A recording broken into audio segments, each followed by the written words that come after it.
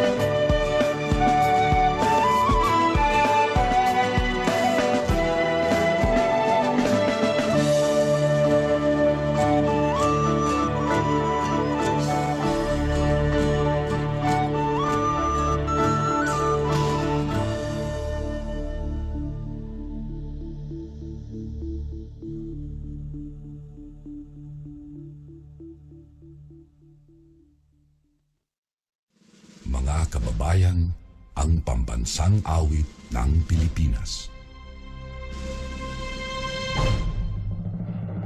Kayang magiliw, helas ng sinananan, alam ng puso, sa dikit mo'y buhay. Lupang hinirang, tuyag ka ng magiting, sa manlulupin, di ka pasisigil, sa nagagang tutok sa simoy at sa langit ng pangaw, ay hinagang tulakaw.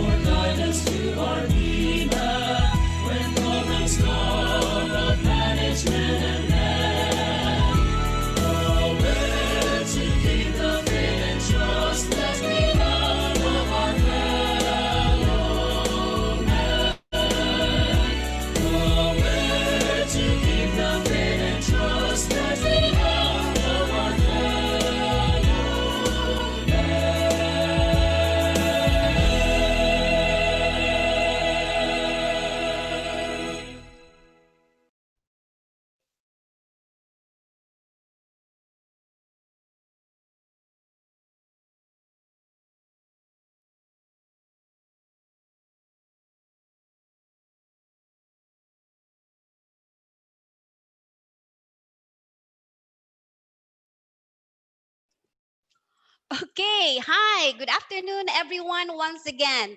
I am Vera Chris, the past president of PMAP CEBU Inc., and currently the chair of fellowship. And I will be your host and moderator for this GMM.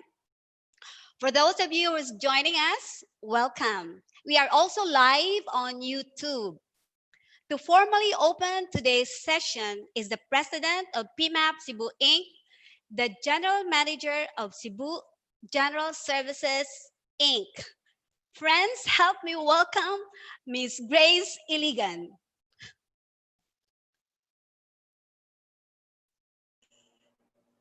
Good afternoon, everyone. Na-demote kong Ma'am Vera. But anyway, good afternoon. How are you, everyone? With the presence of 2020 board and chairs and past presidents, members, and guests, I now call this meeting to order.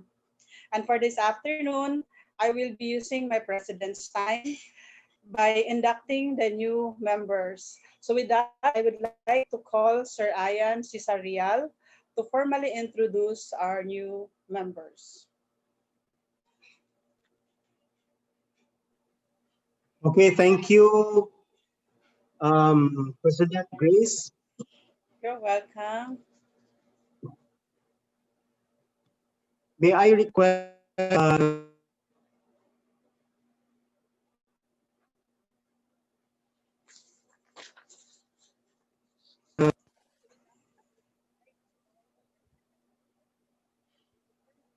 Challenge. okay. Sorry, there was a delay in the. Okay, thank you. Okay, Cesar, are we still on for the induction of our new members? Sir JM, to have our inductees prepare for their induction.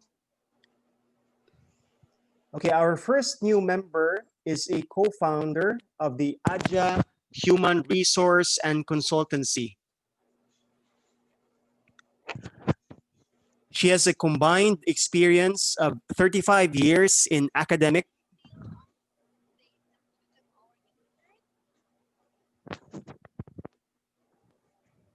Hello. Sorry, I'm experiencing some technical difficulties. Can you still hear me?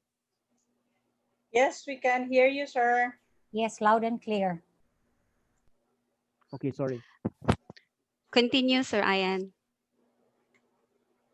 She has a combined experience of 35 years in academic, corporate, and consultancy experience. A graduate of BS Psychology, she was moving from the academe to the corporate realms since 1985 and has settled down on corporate consulting since about 9 years ago. Please help me warmly welcome our new individual member, Ms. Marites Abundiente.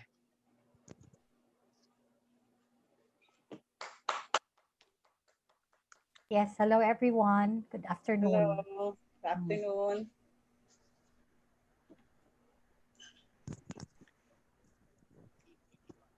Sir Our Ian. second new member, who is also under the individual membership category, used to be the secretary of PMAP CEBU Incorporated. Under the terms of past presidents, Ms. Jean Sanchez and Ms. Marie Esparcia. She left PMAP since she moved to Davao for other opportunities.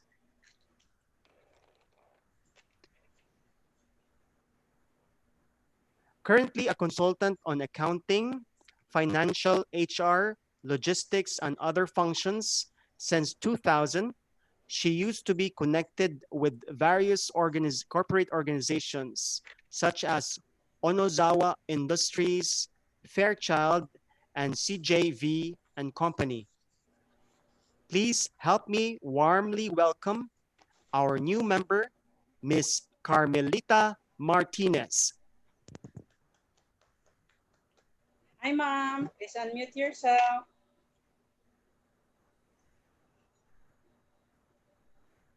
Sorry for that. No problem.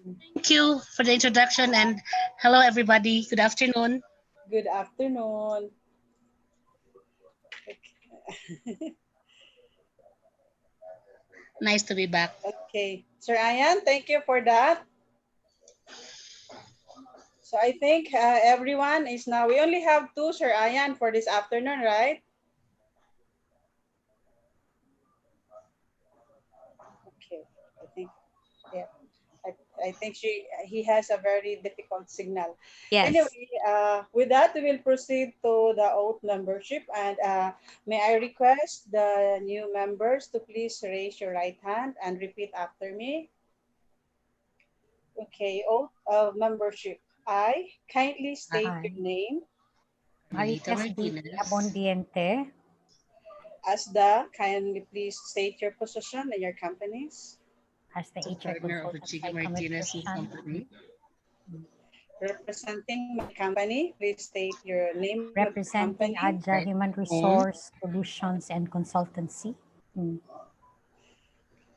Recognize and accept Recognize and Recognize and accept accept the responsibility incumbent upon me the the responsibility responsibility incumbent upon me as as a member of People Management Association of the Philippines, Cebu chapter.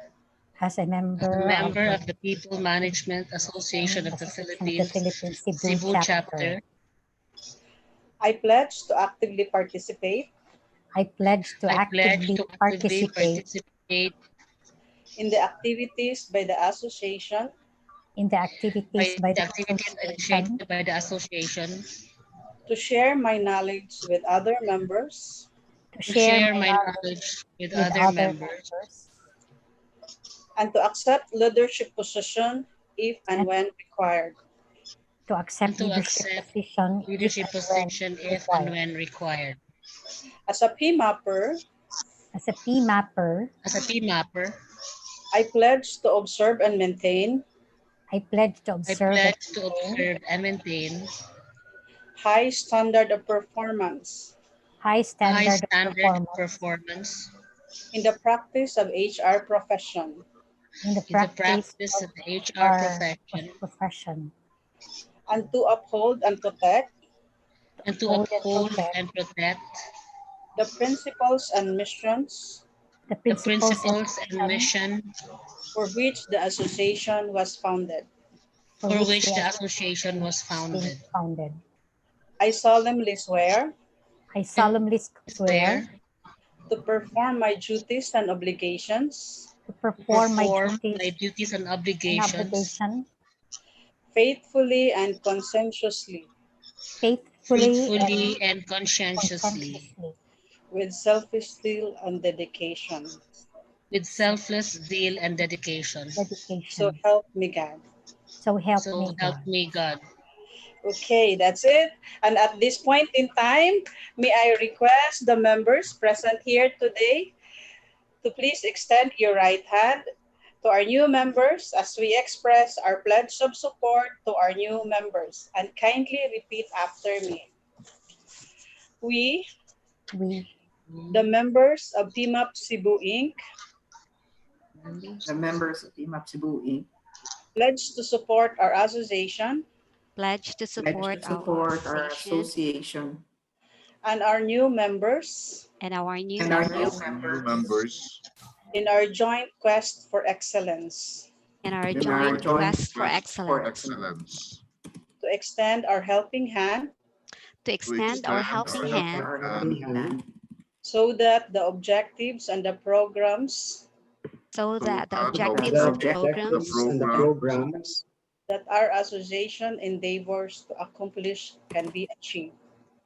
that that that our our our association association endeavors to association endeavors to accomplish accomplish can be can be achieved, can achieved, be achieved, And to make your new membership and to and and to to make your make new make to your make your new membership membership membership a rewarding and a fulfilling experience. a a a rewarding and rewarding and rewarding fulfilling fulfilling and experience. experience. fulfilling experience. That's it. So thank you everyone for your cooperation and congratulations to our new member. Thank you so Thank much you. for joining PMAP. We welcome you to the organization. thank you very Thank much. you. Thank you. Okay, Congratulations and welcome on board to our new members. Thank you. Thank you very much, Sir Ian, and thank you very much, Miss Grace. Once I demoted you, now I'm going to promote you by virtue of the power vested in me. You are now promoted as President and CEO.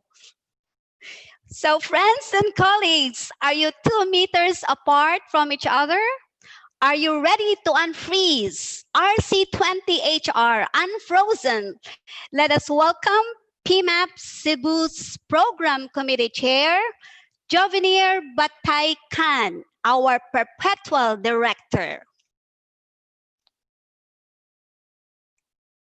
Good afternoon. Ano na Good siya? afternoon. Good afternoon, Hi, everyone. sir.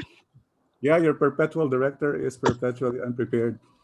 So I'd like, I'd like to invite you to the regional conference. I think that's my role. Um, I'm not sure if you can see me. I can't see you. So I'm not even sure if I'm live. I'm live, right?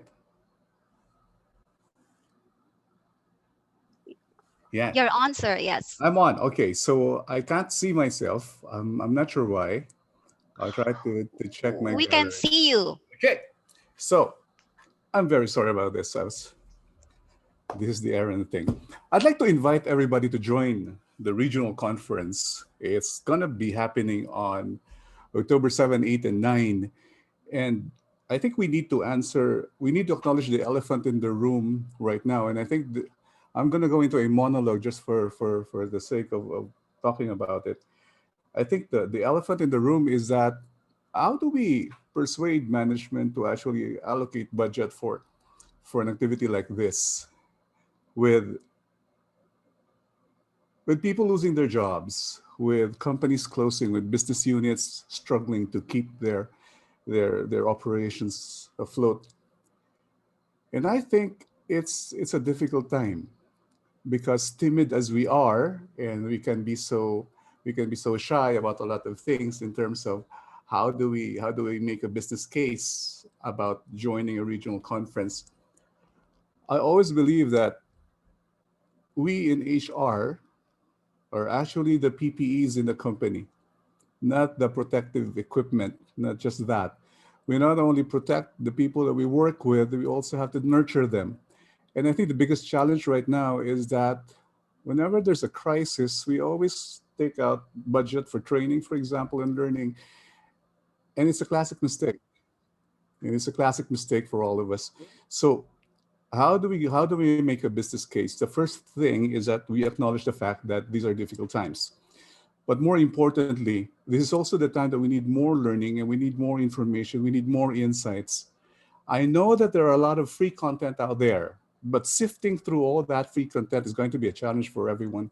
So what we have here is a virtual conference that is actually tailor fit and tailor made for the industry, for us practitioners, for people managers, and for leaders. And this is the opportunity because we may never have another opportunity to actually make meaningful change in the organization. There will never be, hopefully, another time like this. So this is the moment. So for those of you who have already registered, we would like to thank you. We have early registrants like from Innodata, Tamiya, and Orochina. Thank you very much for joining this early and for confirming. I have here a stack of books, by the way.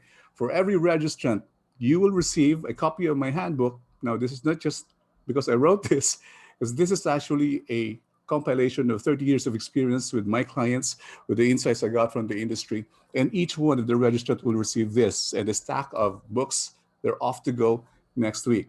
So the sooner you can register, the better, so that you can actually go through the book itself. And this hopefully is going to be a worthy companion as we go through the times.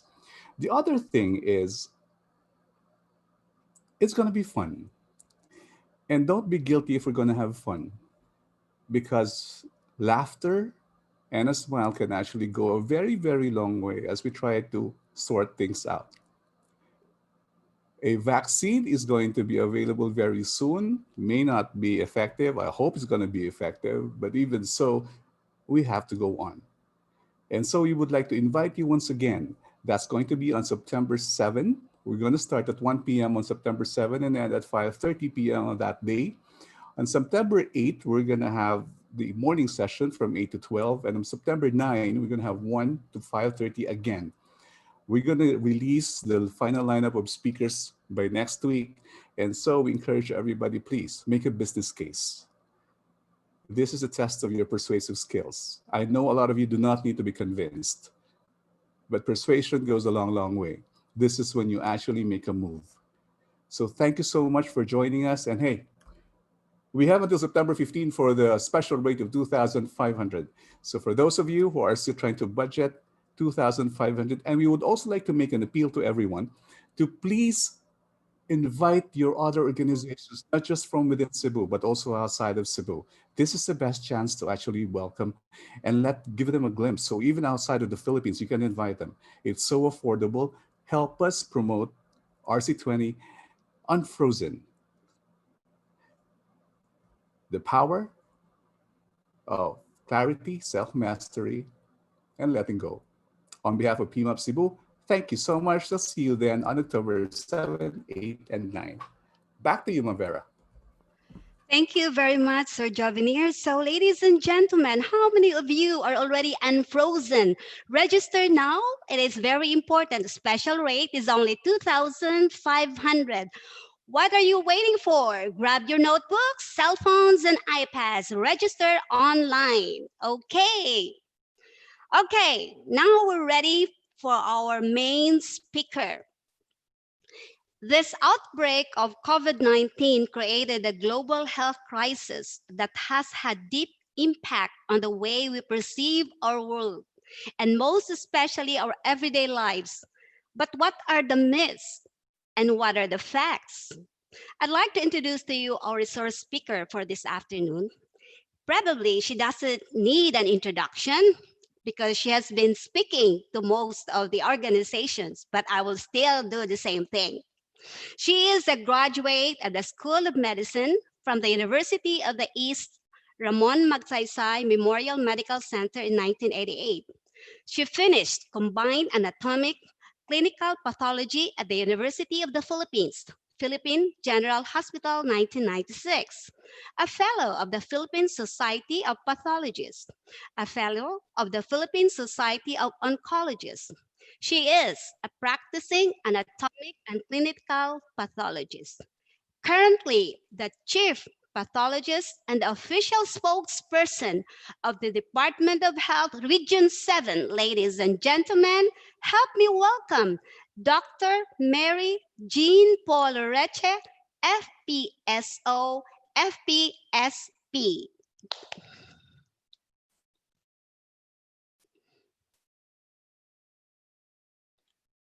Dr. Jean?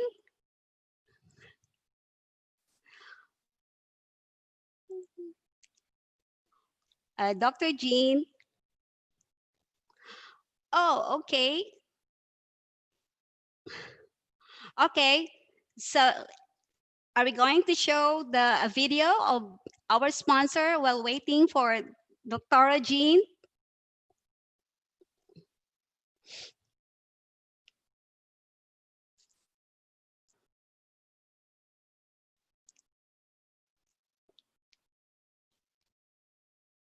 Okay, Chito, are you available for going inside the box?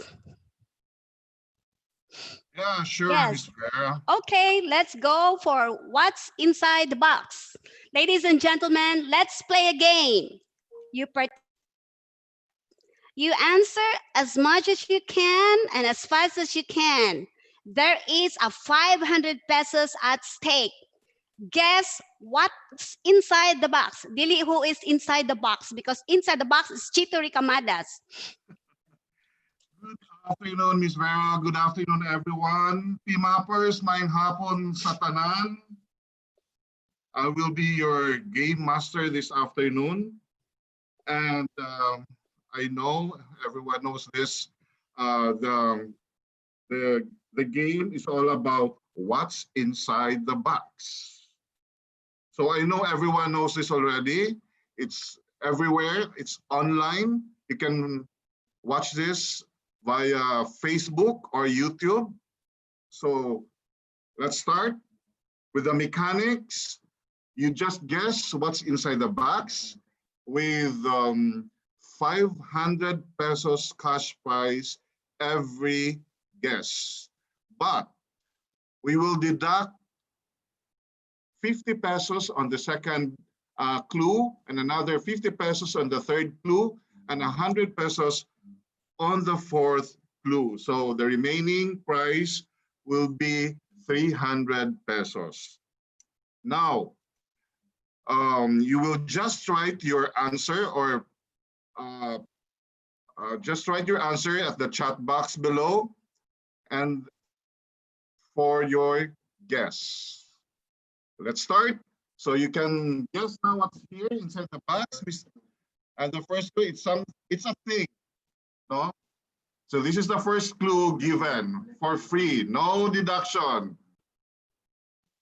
So, do you have answers here? Wala pa.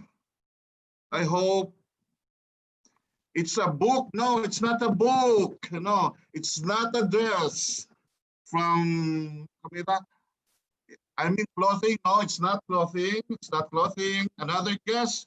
Lipstick. No, it's not lipstick. It's not lipstick. So another guess, hopefully, for 500 pesos. It's not paper. It's not paper. Not paper. Wristwatch? No. No, it's not. A card. Okay, we will deduct 50 pesos. It's something that will protect you. Will protect you. No, it's not a face mask. Another guess. Another guess. Oh, we have a winner.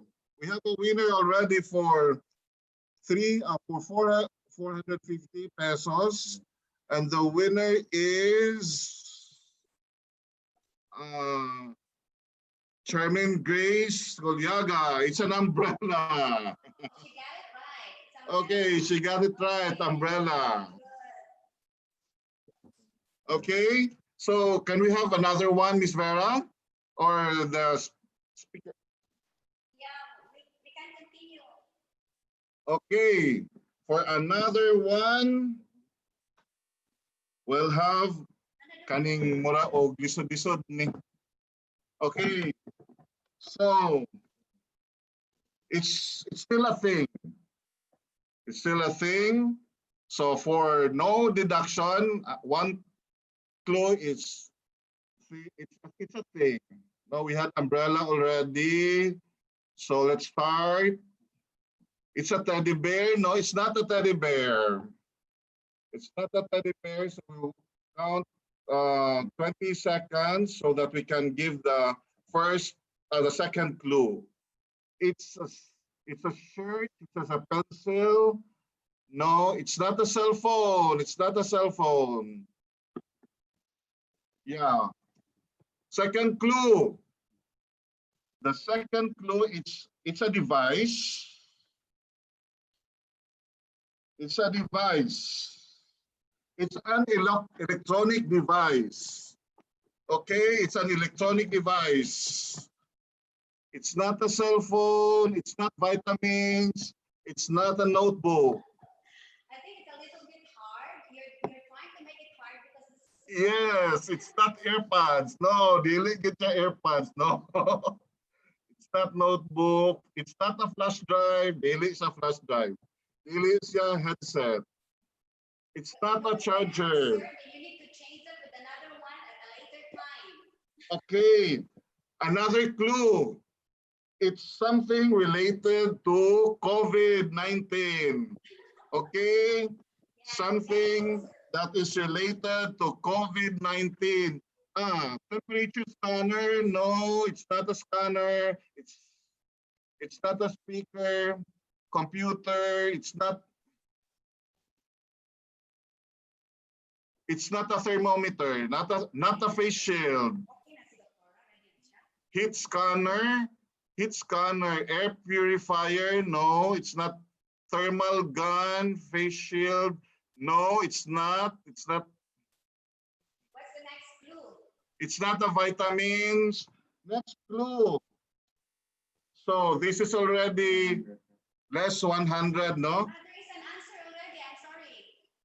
Ah, yes. We have already an answer from Miss Carmelita Martao. No, Miss Lita won. It's an oximeter. Okay, thank you very much. That was very difficult, but he got it right. For Congratulations. 400 pesos. To the winners, please write down your name and contact number. Congratulations. Okay. So thank you very much, Miss Vera. Back to you. Yeah, Carmelita Martinez, yes. I already announced it. Okay, very good. We are ready for our speaker. So we are going back to the main topic for today.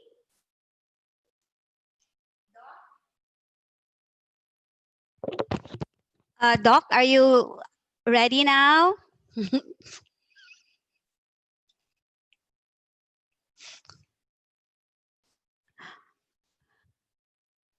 Congratulations to Ms. Carmelita Martinez. Congratulations being a new member today, and also for the winner for today's Guess What's Inside the Box. Okay.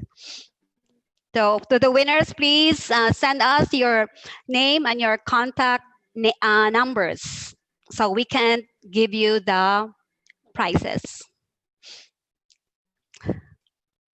Okay, are we ready with Doc Loreche? Doc Jean? Yeah. Yes. Yes, I'm Doc. okay. Can you Okay, hear me thank you. now? Yeah, you can start sharing now, Doc. All right.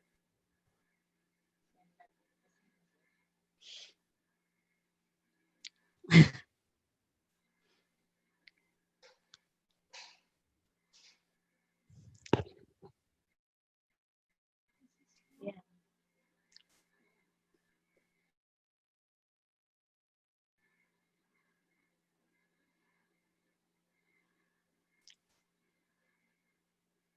Okay, so good afternoon, everyone. I'd like to thank you for inviting me again into this lecture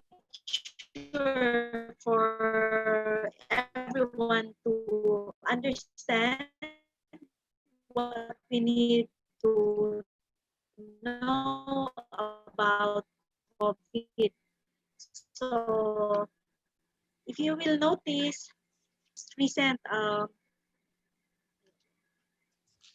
slide. And if you notice in your screen, that was the data, PowerPoint slides for everybody to look into.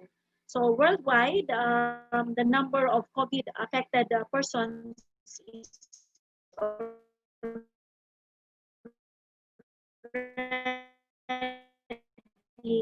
24.3 million, with a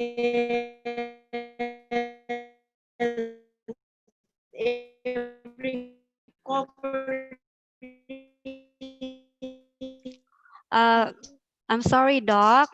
Doc Jean, we will, Doc Jean, we have a problem. We cannot hear you actually. You're breaking up, Doc.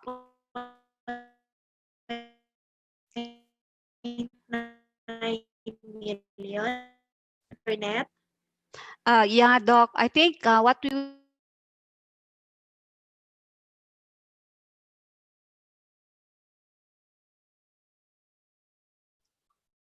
yeah, Doc, can you hear me? We will be the one to show the slides, and then you can just continue on your audio, so you will not be using any video at all, nor your slide presentation.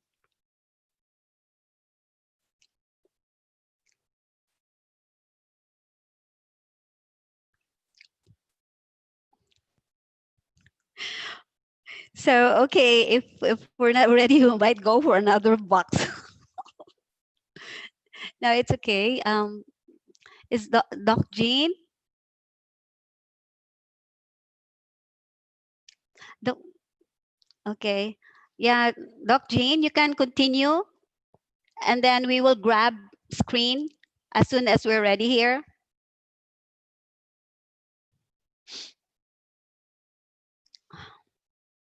Wala onset si Dr. eh. I think I'm also losing her. So is there anything that we need to present at the moment? Yeah. Chito, do you have one more box there for showing? Chito? Yes, Miss Can we Vera, have no the third problem. item? Remember the third item? We can always have one. Okay. But I don't have one. Okay. Chit. Show your video, show the box. Video. Okay. Ilagay. Huh? Ano? The host stopped me. Hello, Miss Vera. Miss Vera. Can the host show my? Yes, yes. They heard you actually. They heard you. So yes, Thank you're on now, you. Chito. Okay. Okay, for another box. You can guess. Go. You can still answer in the chat box. Still a thing. There's already an answer. Ball pen, perfume. Go, go, go. No, it's not a ball pen. It's not a perfume. Continue. Another one. Another one. It's not a perfume. It's not a cell phone. It's not a cell phone. It's not an eyeglass. Not an eyeglass. It's not an eraser. Mr. Vera, help me. Wallet, T-shirt, bottled water. Give a clue. No. Give a clue. A clue for 50 pesos less. You can find this at home. Find this at home. Go. Okay. Fish plato. Chair. No, it's not candle. A mug. It's not candle. It's there. Candle. I think that was Pinky, right? It's Pinky Mante. Yes, yes. Okay, candle for 450 pesos. Again? But she said she's waving it. Let's go to the next. Another one. Okay. Kasi makita. Nahutda na si Chito. Oy, naidaghan as well. Okay, all right. Another one. What's inside the box? Okay. What's inside the box is still a thing, of course. So that's a clue. Okay. You guess towel? No, it's not a towel. It's not a face shield. It's not a mug. It's not a comb. A book, scissor? No. It's not a scissor. It's not picture frame. Dili. Huh? Tingog-tingog. It's not keyboard. It's not book. Dili siya. Another? Can we give a clue for 50 pesos? Miss Vera, 50 pesos less. Okay. Yeah, give a clue. First clue. You can still find this at home or in your house. Still at home. Ink cartridge. Yeah, ink cartridge. No. Table. Salt. Plate. Plate. Soap. No. Yes, Earphones. Yes. Soap. Salt? Soap. Oh, soap. Soap. Okay, who got it right? Yeah. Somebody said soap. Yes. Who said that? Nato niingon nga soap. So siya na lang yun.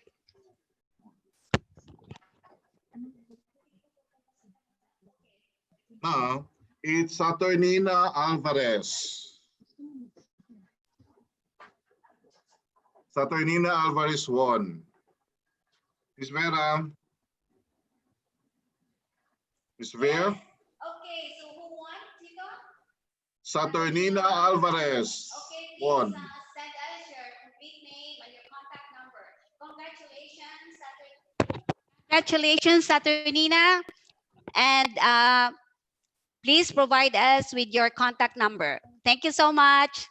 Thank Chito, you. thank you very much. We will now continue with our discussion on facts or myths with COVID-19. And help me welcome one more time, Dr. Jean Loreche. So good afternoon, everyone. Sometimes, when Murphy's Law is at work, then we do find. So our lecture of sorts this afternoon would be what we need to know with COVID these days. There's so much, a lot of information already and disinformation going on. And so let us start with looking at our worldwide data in terms of affected people with COVID. And so what you will see in your screen will be the map that was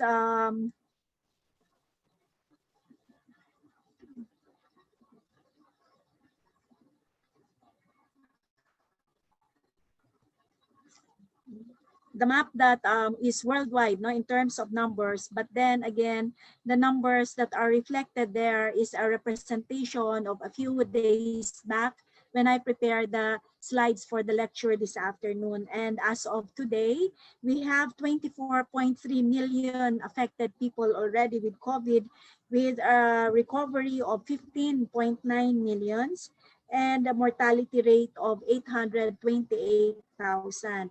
Now, what about the Philippines? So we'd like to see, okay, so that's for worldwide. What about the Philippines? If you know, according to the bulletin of the Department of Health, we have already 61,025 active cases. That again was as of August 20. What I have in my hand right now is the updated data that we have from the Department of Health Central Office. And so in the Philippines, we already have 206,000 affected individuals with an additional of 3,220 new cases. Recoveries instead of 132,042, it's already 134,000, and a mortality rate from 3,010 to 3,234. Let's look at the Central Visayas, no? Our bulletin in the Central Visayas. This one was as of August 24, but I'd like to give you an update on the most recent, that is as of yesterday. So as of August 27, the data that I have here in my hand is total confirmed cases of 18,659, total active cases of 2,192, and total new cases of 79. So if you look and zero in on Cebu, no? So makikita natin si Cebu City, our new cases as of August 27 is 11. No? So for Mandaue City, it's 14. And for Lapu-Lapu City, that is 6. So mapapansin natin, mababa na yung ating mga cases, no, for Central Visayas. And I'd like to share with you something, no, about our data for Central Visayas. Oftentimes, I have been asked by the media, what could have accounted for the flattening of the curve of Central Visayas? I would say that our curve really has flattened. If you notice, the past 2 weeks, there are days wherein we only have a single digit in terms of our new cases. And that is very good. And people are also asking, what could have, given us that kind of data? Well, it is an interplay of factors, which I will discuss later as we go along.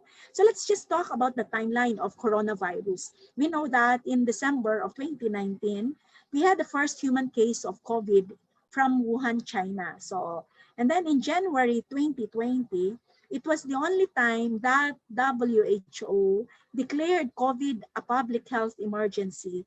It was also the first time that we had our first case here in the Philippines. It was in March that the WHO declared COVID to become a pandemic already. Now, if you look at your screen, I'd like to share with you, give you a mini lecture and a mini understanding on the fundamentals, on the background and symptoms of coronavirus. You will notice that COVID-19 belongs to the coronaviruses, which is a large family of viruses that cause respiratory illness. Kauban na ani ang ato ang common flu, or common colds. And of course, to more serious infectious or infections that the coronaviruses are known to have. So if makita ninyo kaning ato ang picture diri sa ato ang coronavirus, what makes it very difficult actually is the presence of these spikes, no? Mabita na nga gitawag siya nga corona kay crown-like siya. It is these spikes that is responsible for causing an entry into the body of a person, causing the illness. So coronaviruses are zoonotic in nature, meaning to say, wala na siya, it cannot be transmitted from animal to human beings. It means that the virus itself, for SARS-CoV-1, from civets o yung bats, for two is known and said to be ang iyang intermediate host is also a bat, no? So we also know for a fact that coronavirus or SARS-CoV-2 can actually cause pneumonia, severe acute respiratory infections or SARI, and even kidney failure. Now, what are the symptoms now we often find when you are affected or you are infected with coronavirus? So, ang pinaka-common nga may balaan nato is fever, 40 degrees and above. Now, the thing here is there is an overlap of the symptoms for coronavirus and the other flu viruses. Mao na nga you will notice kanang cough, fever, difficulty of breathing, myalgias or pains, muscle pains, joint pains. So lahat yan are viral in nature. So when you have shortness, that will actually elevate the category of your coronavirus into a moderate or severe type. Now, let's look at the modes of transmission for coronavirus. Kaya dinha manggod na makita nato ang what we call as the myth, in terms of you getting the infection. Let's start with the first one, direct contact. So direct contact is person to person, meaning to say, gikan kay person A, naadto kay person B. So the pathogen will survive inside the body of a person or a human being. So that's a direct contact. So that's certain. Indirect contact means that the pathogen will survive harsh environment, have the virus when you touch a certain surface. So classic example, and usually ang ginapangutana sa ako mao kani, can it survive if you are going to, if you cough or sneeze and then nagland ang imuhang mucus or your secretions in the metal, kunyari ka ng mga doorknobs, will the virus survive that kind of environment? I would say yes. No, studies have shown that it can survive for as long as 5 days. Now, what about kung magdura yung kasama natin sa isang wood, so mga wood products? The virus can survive in that area for 4 days. Kana naman mga plastic cups o kaya naman mga bottled water using plastics. How long can a virus survive there? 2 to 3 days, So for example, boxes, particularly mga deliveries, and then katong nag-handle sa iyaha is going to have the virus, transmitted there. It can survive for 24 hours. So that means that it is certain to have an indirect mode of transmission for coronavirus. What about droplets? So droplets meaning to say giubo ka o kaya naman dumura ka o kaya naman you're talking to a person and then you cough without covering your mouth. then you know that droplet can actually be a certain mode of transmission for coronavirus. Mao na siya nga part sa atong protocol is what we call the cough etiquette. Now, what about airborne? Heto, palagi natin sinasabi, studies are being conducted already whereby it is said that if you are all in an enclosed space, kunyari there are 100 workers in an enclosed space, can one who is infected with coronavirus transmit the virus to everybody through airborne sa iyang pagginhawa pa lang? That is still undergoing study validation as of today. So that is uncertain. However, ang akong isulti lang sa inyo is this. We have what we call aerosolization, no? Aerosol droplet.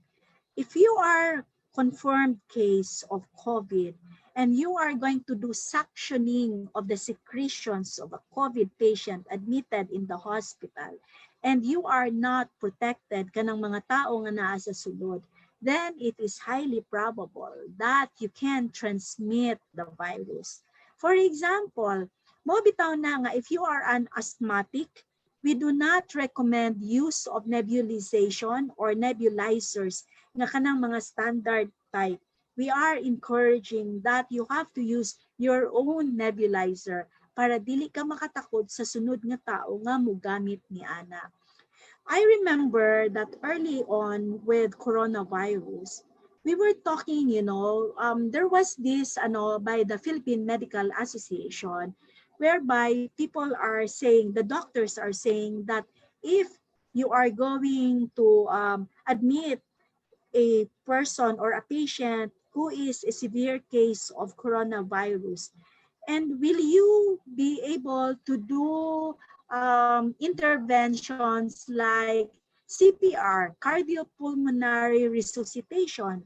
Kay pananglitan gani nga you would want, to revive a person. There was an instance sometime in February or March during the time when everybody's afraid of coronavirus, whereby the doctors would get the patients and the SOs or the significant others to sign a waiver that should the person require resuscitation, they will not be resuscitated anymore because of the problem of possibility of an aerosol transmission for coronavirus. There are two sides of the story in terms of should we revive, should we do CPR, should we do resuscitative measures on a confirmed coronavirus patient, or should we not? If you look at it, we are actually bound as medical doctors, bound by our Hippocratic oath to always treat and not to do harm to the patient. Okay? So now what about the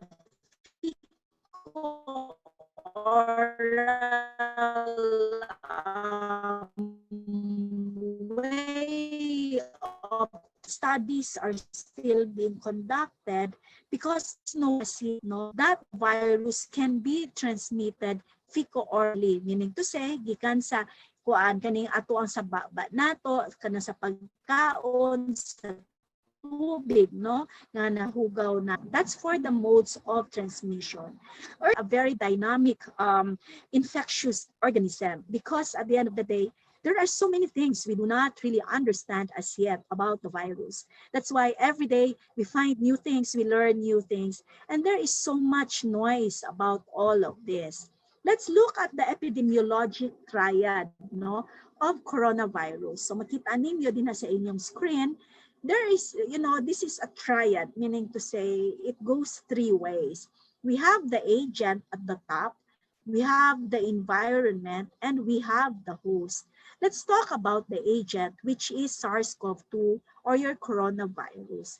What affects, or what are the important things that we have to understand with SARS-CoV-2 is what we call its virulence, no? Kung sa may ibig sabihin, in my lectures to my students, when I give lectures on pathology and pathogenesis, or how a disease happens and how it can be transmitted, virulence is always something that we have to understand.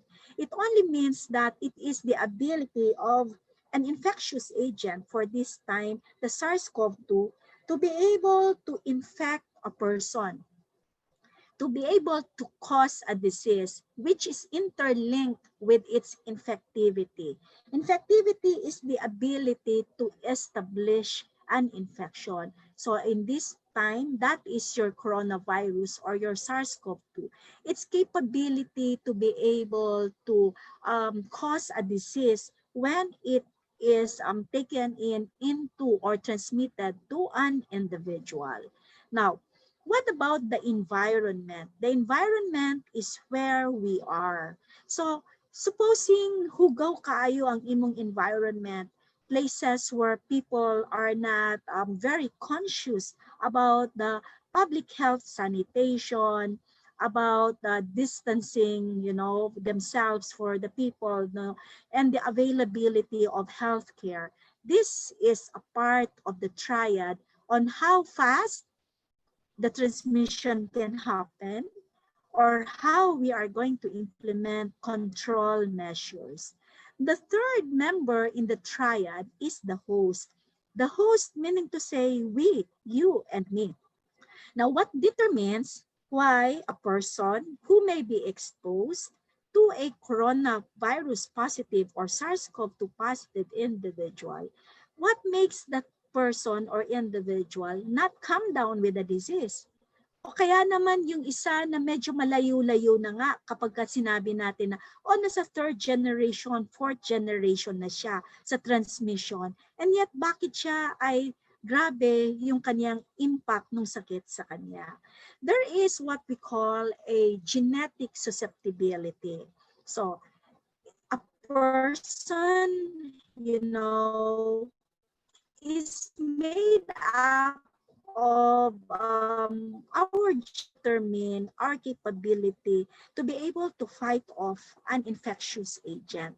So, di ba, if you also notice na manggani mo yung mga mabasahan, and I'd like to not to be reading too much on that kasi the more you read, the more it muddies the water. So better to really get the sources from the right, information. So genetic susceptibility, sabi nila kung blood type A ka raw, sabi nung iba, tinatanong nila sa akin yan, pag blood type A ba ako, Doc, ay hindi talaga ako mahahawa o kaya yung aking susceptibility to come down with the disease will be mild compared to the others? I would always tell them no. Our blood types has nothing to do with our capability to resist an infectious agent. But remember na nga naman nga ang vulnerable sector, let's talk about the vulnerable sector. How come a diabetic person is more prone to develop the disease compared to a person who is non-diabetic? Because again, diabetes mellitus, we say can be genetic in nature. So there are two ways of getting diabetes mellitus and even hypertension. It can be genetic in nature, passed on from the genes of your family members, of your parents, or maybe it can be environmental because of your lifestyle, all right?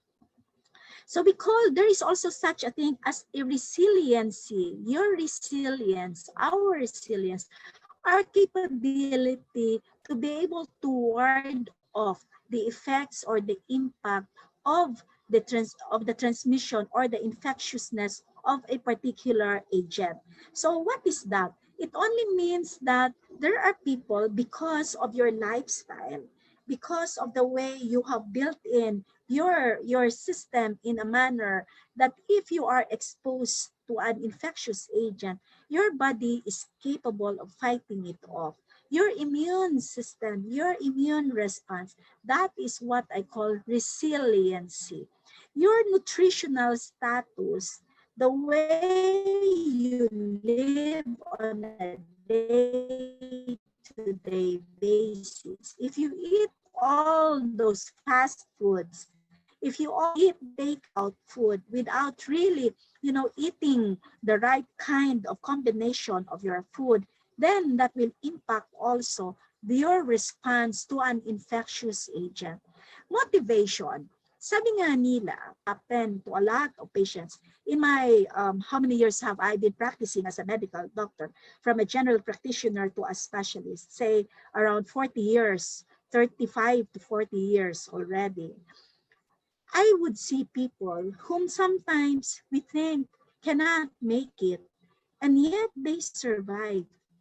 I always talk to families and tell them, especially when I give diagnosis, and they ask me, Doc, I would always tell them, you have to have that will to survive.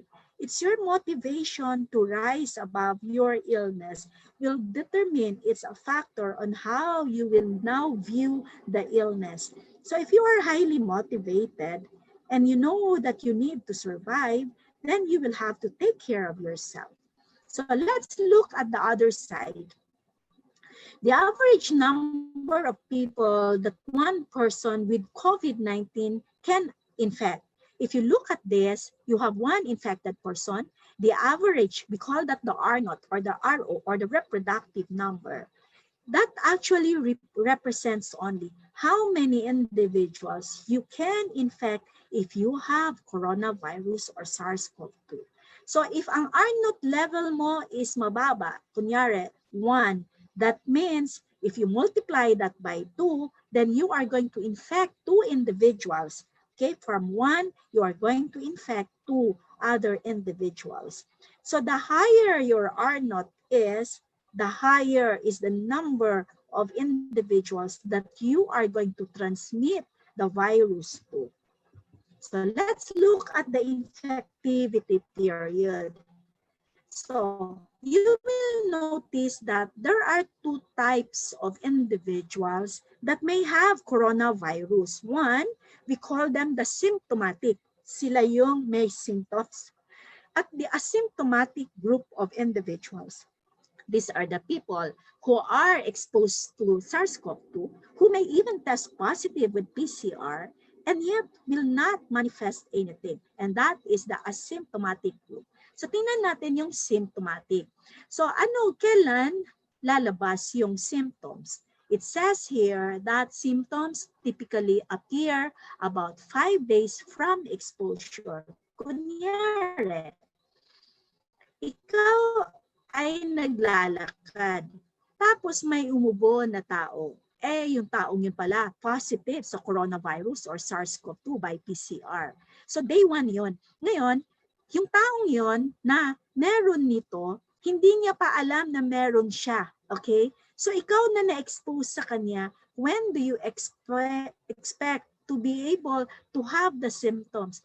You expect your symptoms to appear 5 days from your exposure.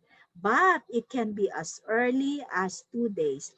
Kaya it's very important that in the history taking, lalong-lalo na sa workplace, you need to be sure that when you are going to do contact tracing or when there are already infected individuals in the workplace, you have to backtrack to 2 days before rather than 2 days after.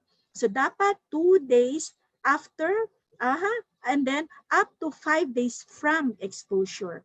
But the infectivity period can be late as 14 days. That's the reason why the isolation or the quarantine will last for 14 days. It is because of the infectivity period. But the Centers for Disease Control, as of 2 days ago, has already, made a revision on their guidelines. They are now saying that you can do your quarantine only for 10 days. And if you are not symptomatic on the 10th day, you are free to work or to be released from quarantine, or for 24 hours, if you are symptomatic, okay, for 3 straight days that you have no more symptoms, and then the last 24 hours that you do not have any symptoms at all, you can actually be released from your isolation. So sabi dito, how long can someone spread the virus? About 2 days. before experiencing signs or symptoms and can remain infectious for 10 days from the time that the symptoms has appeared. Hetong 2 days before experiencing symptoms, these are what we call the people who are pre-symptomatic. So alam niyo na, meron kayong pre-symptomatic, So who are the high-risk individuals? So dito ngayon tayo, titingnan natin yon. The elderly and the very young. Meaning to say, yung mga matatanda, 60 and above. So ibig sabihin pala niyan, malapit na akong pumasok dito. Kasi naman, no, isang taon at 4 na buwan na lang, papasok na ako. Magiging 16 na po. No? So ibig sabihin, dito na ako, magiging high risk na po ako. But then at the end of the day, although we are saying that it's actually the age, no? Kaya natin sinabing elderly and the very young. How very young are we talking about? I would say not those that are 18, okay? Sabi nga nila, under 21 daw, kasama daw sa very young. Pero tandaan natin, yung mga students natin at yung ating mga early na mga individuals who are already working, no? They are 21 and above. So hindi ko masasabi na 18 and below ang very young. I would say that maybe 60 and above, and maybe it should be 18 and below. That should qualify for the very young. Second group would be your individuals with underlying medical conditions. Those who have uncontrolled. Heto ha, pag sinabi natin hypertension, maraming tao may hypertension, yung blood pressure na mataas. And yet, if it is controlled, I would say you are good to go. But for those who have uncontrolled hypertension, uncontrolled diabetes mellitus, those patients who have cancer and undergoing treatment for any types of cancer, people who have chronic kidney diseases, people who are immunocompromised, these are the people who we call our high-risk individuals. If you are pregnant, okay, if you live in the nursing home, those who are in the jails, and those who live in highly populated areas, they are considered to be high-risk individuals. Now, let me show you this graph. I know na si JM, no? I think already has memorized this, di ba, JM, no? Kasi para sa akin, this is part of what I need to, explain. Kasi this is where you will be able to better understand how to interpret, what to interpret, and what kind of test kits or test modality you need to do in your workplaces or even in your community. So mapapansin natin dito, hetong nasa vertical line, okay? Heto yung ating tinatawag na, heto yung timeline natin, no? So dito sa ibaba, mapapansin natin, heto yung days since infection, okay? So if you notice in your screens, hetong aking pinopointer dito, heto yung kulay blue, mapapansin natin ito, this represents your SARS-CoV-2 RNA and antigen. Heto namang kulay green, heto yung ating IgM, hetong kulay red is the IgG. So maririnig ninyo yan palagi, no? So, tingnan natin. Meron tayo ditong days, mapapansin natin, na meron na ikang exposure or meron na ikang SARS-CoV-2 sa iyong katawan during, siguro sabihin natin, from 0 to 7 days or even aabot pa ito ng mga 8 days. Mapapansin mo na meron akong break na line ito. It actually shows, no, that this is your window period. Lahat ng infectious diseases, kay hepatitis B, kay Ebola virus, SARS-CoV-1, MERS-CoV, HIV, mapapansin natin na meron tayong tinatawag na window period na hindi pa nagre-react ang katawan natin. So andyan na yung sakit pero walang reaction na nai-elicit sa katawan natin because you are in the window period. And it can actually also here from 0 to 5 days, during that window period, you may also be asymptomatic. Ha? Ibig sabihin, wala kang nararamdaman. Pero after 5 days, on the 6th to 7th day, mapapansin mo, there may be the onset of symptoms, and yet it falls in the window period. Why is this window period important? Because this is going to be that period where if you are going to conduct your test, you may have a negative result. Kaya maririnig natin, bakit naman nag-testing ako bago ako umalis, negative ako. Pagdating ko dyan, nag-positive ka agad-agad. Ha? It might be that you were tested during the window period. Ngayon, heto si IgM, ang katawan natin, our immune response, no, or our immune system is made up in such a manner that if you are exposed to an offending agent, something that is foreign to your body will react by producing antibodies. The antibodies are proteins, and they are very important because that is a way of our body recognizing the foreign substance, trying to fight it off. Your SARS-CoV-2 antigen will be considered as the antigen here. So it is the offending agent. Your antibodies are from your body, no? That means it is now going to try to fight it off. Meron kaming tinatawag sa serology, immunology, a lock and key mechanism. You need an antigen so that your antibody can be activated. The antigen will have to fit the antibody because the antibodies are Y-shaped, no? That has to fit in there so that you elicit a reaction. And that reaction is what we are going to find out when we do a testing. So, okay?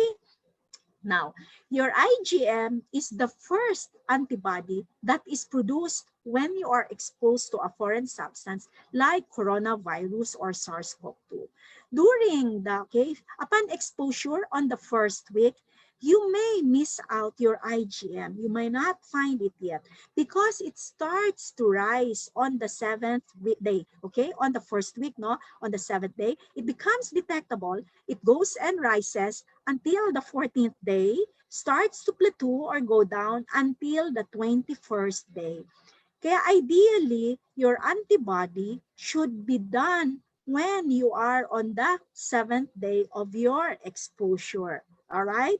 Now, while your IgM starts to go down, your IgG, the second antibody, will start to rise, and it starts to be seen on the 14th day or on the second week and starts to rise until the 21st, okay? And then it now starts to plateau and goes down around after the 28th to the 35th day of your exposure to the virus. This is very common. This is not just a capability of our immune system against coronavirus. It is the way our bodies are made of. Okay, so that can happen to any, either HIV, hepatitis B, even flu virus, even when we are exposed to any bacterial infections. All right? Now, let me show you this chart because, okay, so let me go. All right. This is the IgM, IgG serological test chart. So, tingnan natin. If you are IgM negative, there are two types of antibodies we are testing when we do serological testing. If you are negative to both IgM and IgG, the interpretation there should be maybe the person is in the window period of infection. Yun yung sinasabi ko, di ba? Now, if you are positive for IgM but negative for IgG, possibly you may be in the early stage of infection. If both IgM and IgG are positive, you may be in the recovery phase of the infection. If only the IgG is positive, you can either be in the late or recurrent stage of infection, you may have a past exposure or you may have recovered from the exposure. So ganun ang ating paggagamit nitong IgM and IgG. Why am I teaching you this? Because I want you to understand that what people are saying about antibody testing or serological test, that it is a useless modality, I am telling you that is not true. I am not endorsing any kind of test. I am just saying that we need to be educated, to be informed, because knowledge is empowerment. Now, what about the PCR? Okay, tingnan natin. Kalimutan muna natin yung ating IgM at IgG. Tingnan natin. If you have an RT-PCR result, okay, and sinabay mo, kaya minsan, sabi ko nga, your PCR is confirmation. Your serological test is just a tool, no? A first step tool that you can use to be able to cohort your employees or patients. I will share with you a story. Okay, way back in February, when we had this Wuhan virus, and yet hindi pa nga coronavirus ang pangalan niya at that time, di ba? Matagal-tagal pa bago nila nilagyan ng pangalan. When everybody was talking about RT-PCR, everybody was saying that everybody should be undergoing an RT-PCR. Because of my experience as a pathologist, knowing already that I have been using antibody tests for the other infectious diseases, I said to myself that I am going to use antibody tests, antibody test kits. So when I was still the administrator of one of the hospitals, I was confronted with what am I going to do for me to be able to separate and segregate patients who are in the emergency room and who has to be admitted. And so I said, let us get an antibody serological test from Singapore that is already approved in their area. Because here in the Philippines, it took us a while before we got the FDA approval. So even before we had an FDA approved test kit, I had a test kit from Singapore and we did our own verification studies. And I was so happy with the test results. And so I did do the testing based on my knowledge and understanding of IgM and IgG. And I was able to successfully cohort patients in the emergency room, putting them all together in the wards for those that are IgM positives, putting all those that are IgM negatives in another area. Okay? And true enough, few weeks after, around 3 weeks after I started using it, the Department of Health came up with a guideline saying that it is okay to use your antibody tests. Okay? And so we will hear a lot of stories about the inaccuracies of antibody tests. But I will tell you later, no, as I talk about the various test modalities on the usefulness of the different types of test modalities. So tingnan natin. So IgM negative, IgG negative, nag-PCR ikaw at nakita mo positive. Does it mean that your serological test is inaccurate? I would say that at the time that you took the sample, the patient may be in the window period of infection. Now, if you are going to have a positive IgM, a negative IgG, and you are going to do an RT-PCR, which by the way, I did this, no? I had my own verification studies running in parallel our antibody test with that of the RT-PCR. Okay? So if you have a positive RT-PCR and a positive IgM together, then probably the patient may be in the early stage of infection. Now, if both IgM and IgG are positive and you do an RT, mean that the person is in the active phase of infection. If you have a negative IgM but a positive IgG, and you are going to do confirmation with an RT-PCR and it is positive, that means only and is interpreted as the patient may be in the late or in the recurrent stage of infection. Now look at this. You have a positive IgM, a negative IgG, and when you do your RT-PCR, it is negative. How can it be interpreted?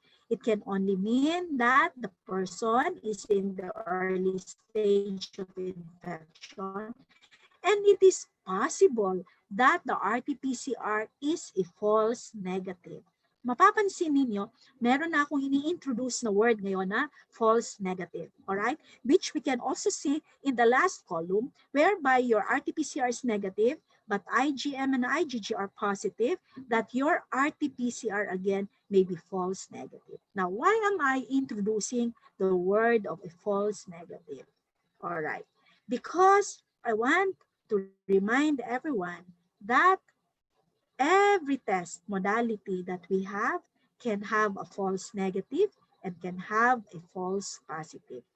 There is no 100% accurate diagnostic modality. It is actually in the manner of when are we going to do the test, what kind of sample are we going to take, and what is the purpose of our test so that we can interpret it accordingly. Now, these are the different types of test modalities for SARS-CoV-2. So we have the RT-PCR, we have the antibody test, and the latest addition is the antigen test. And there's a fourth one, that is your saliva test. Okay, so I'll discuss briefly on each of these test modality. Let's start with your RT-PCR, the gold standard, the confirmation, the best test tool that we have. But there is a fifth test that I know is very, very accurate, and that is your virus culture and isolation and identification. So there are 5 different types, no? You have culture, which is the most accurate kasi you are really are going to because we need a biosafety cabinet, a biosafety level 3 laboratory to be able to do this. Heto yung mga nakikita ninyo mga naka-hazmat, mga kung ano-anong mga suot nila para sa mga astronauts, yan yung ginagamit natin for virus culture and identification. That's why we don't discuss it here because that is not going to be feasible for our level of detection for the virus. So RT-PCR or molecular test can actually be the gold standard. It is actually also confirmatory. So a sample, you can have your nasal swab, you can have your oral swab. So sabi nga nila, mas maganda ang oral swab kaysa nasal swab, no? Very uncomfortable. Now, it detects, no, it happens that there are a series of chemical reactions that will try to copy the viral genetic material. It, the virus in your system, there is no. So what does it tell you? It only tells you that you are infected at present. So that means na if you are negative, a negative result does not guarantee that you do not have the disease. Because again, I will tell you that the timing of the collection of the sample, the skill of the collector, and the technical expertise of those running the tests in the molecular laboratory will determine the success rate of your RT-PCR result. It is highly useful because when you are positive, you are able to isolate those who are infected, and then you are able to treat those that may manifest the symptoms. What about the serological antibody test? The antibody test is a blood-drawn sample. Hindi po pwedeng finger prick. Mind you, I will not advise you to do a finger pricking in your offices to do the serological test. The rationale there is, number one, your blood is composed of a lot of components. So you have the red cells, you have your plasma or your serum, okay? It is your red cells that will interfere with the reaction when you do your serological test. The antibodies or the proteins that we are looking for are actually seen in the plasma or in the serum. So if you are going to be able to standardize your testing so that you can trust and rely on your test result, then you have to standardize the procedure. So you use plasma or serum. Now, what does it detect? It detects only the antibodies, the IgM or the IgG or both. It tells you if you are currently having a reaction to the virus because of your exposure, or you have the virus in your system, so your body is reacting to it by producing antibodies, or you have been exposed in the past. Now, when is the antibody test best useful? When you are going to use it for epidemiologic surveillance. You want to know how many percent of people have been exposed to the virus in a community, in a locality, in your workplace. If you want to monitor the response of the community to the public health measures, you use an antibody test. You want to monitor how your people are in the workplace in terms of compliance to the workplace standards, you use your serological test. So you see, an antibody test has its usefulness. It is never used for diagnosis.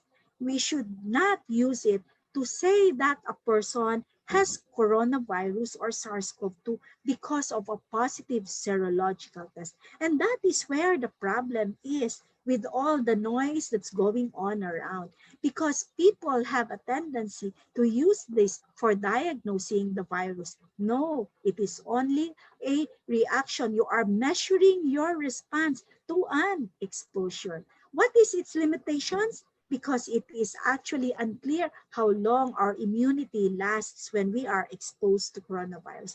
It's the same with the vaccines that are being developed. That is the uncertainty even of the vaccines. Will the vaccines that they are producing that will be coming out towards the end of this year or early part of next year, how long can the immunity last? Will it give us a 1-year immunity?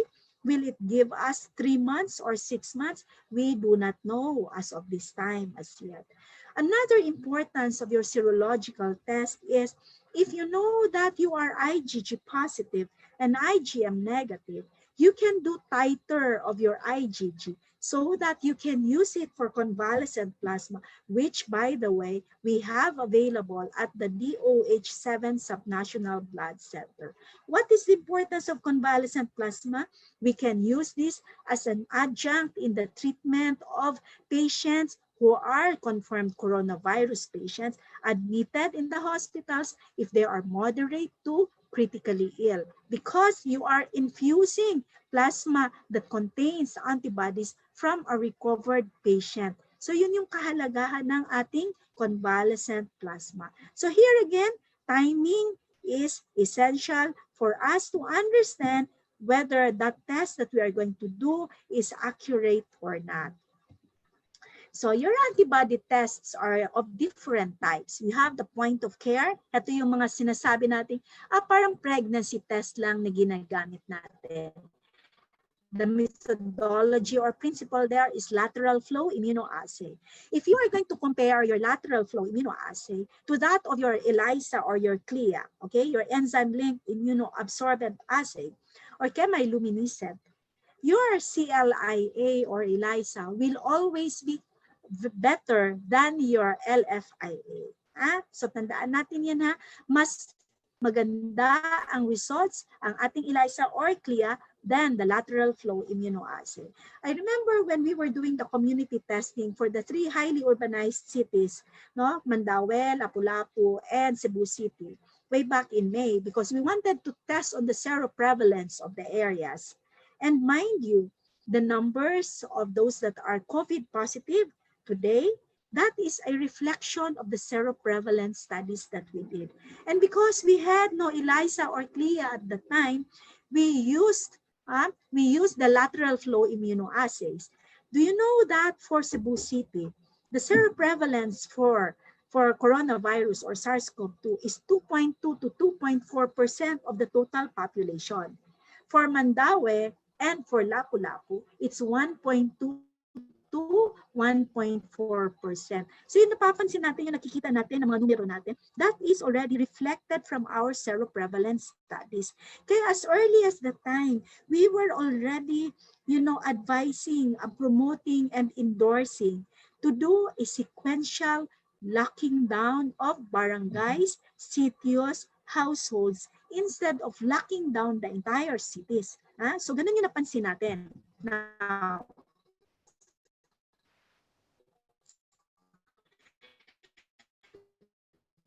the third test, madali ito at mabilis gawin, no? So, po, how does it work?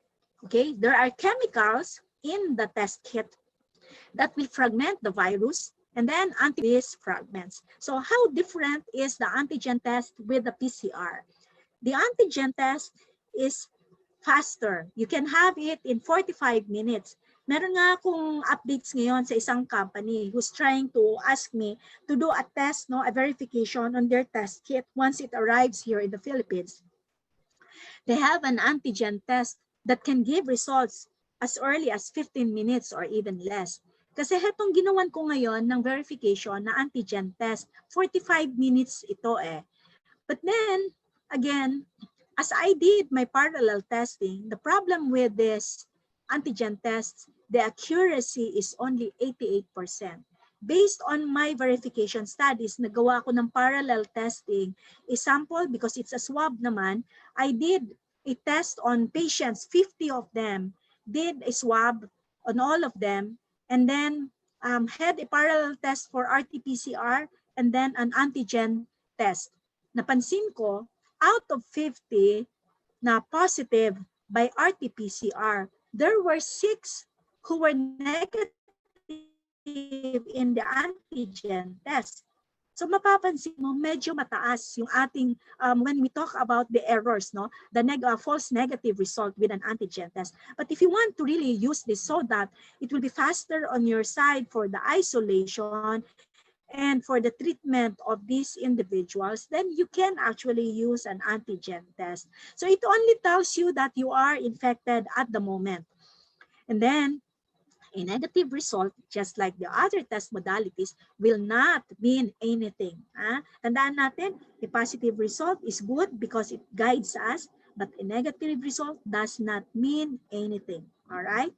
So, tingnan natin. So, before I go into the comparison of the main types of COVID-19 tests, this is just a summary of what I have been talking about for the past few minutes. There's a fourth test, and that is your saliva. So wala yan sa aking presentation kasi napadala ko na ito 3-4 days ago. So ang saliva test is being developed, and I believe there is a fast track in the approvals, particularly sa EU, doon sa European countries, about the saliva test, because the claim there is in a matter of 5 minutes or 10 minutes, you will have your result. You are going to detect the virus accordingly, and then you can even do it safely in your homes. Sabi nila, kasi nga naman dudura ka lang sa isang container. But I want to caution everybody. Before we do adapt any test modalities, we need to be able to do our validation and verification studies. So heto, napapansin niyo sa screens ninyo, ito yung ating antibody test, yung ELISA, yung lateral flow immunoassay, at saka yung ating RT-PCR. So I think I have already discussed that. This is already the summary of that.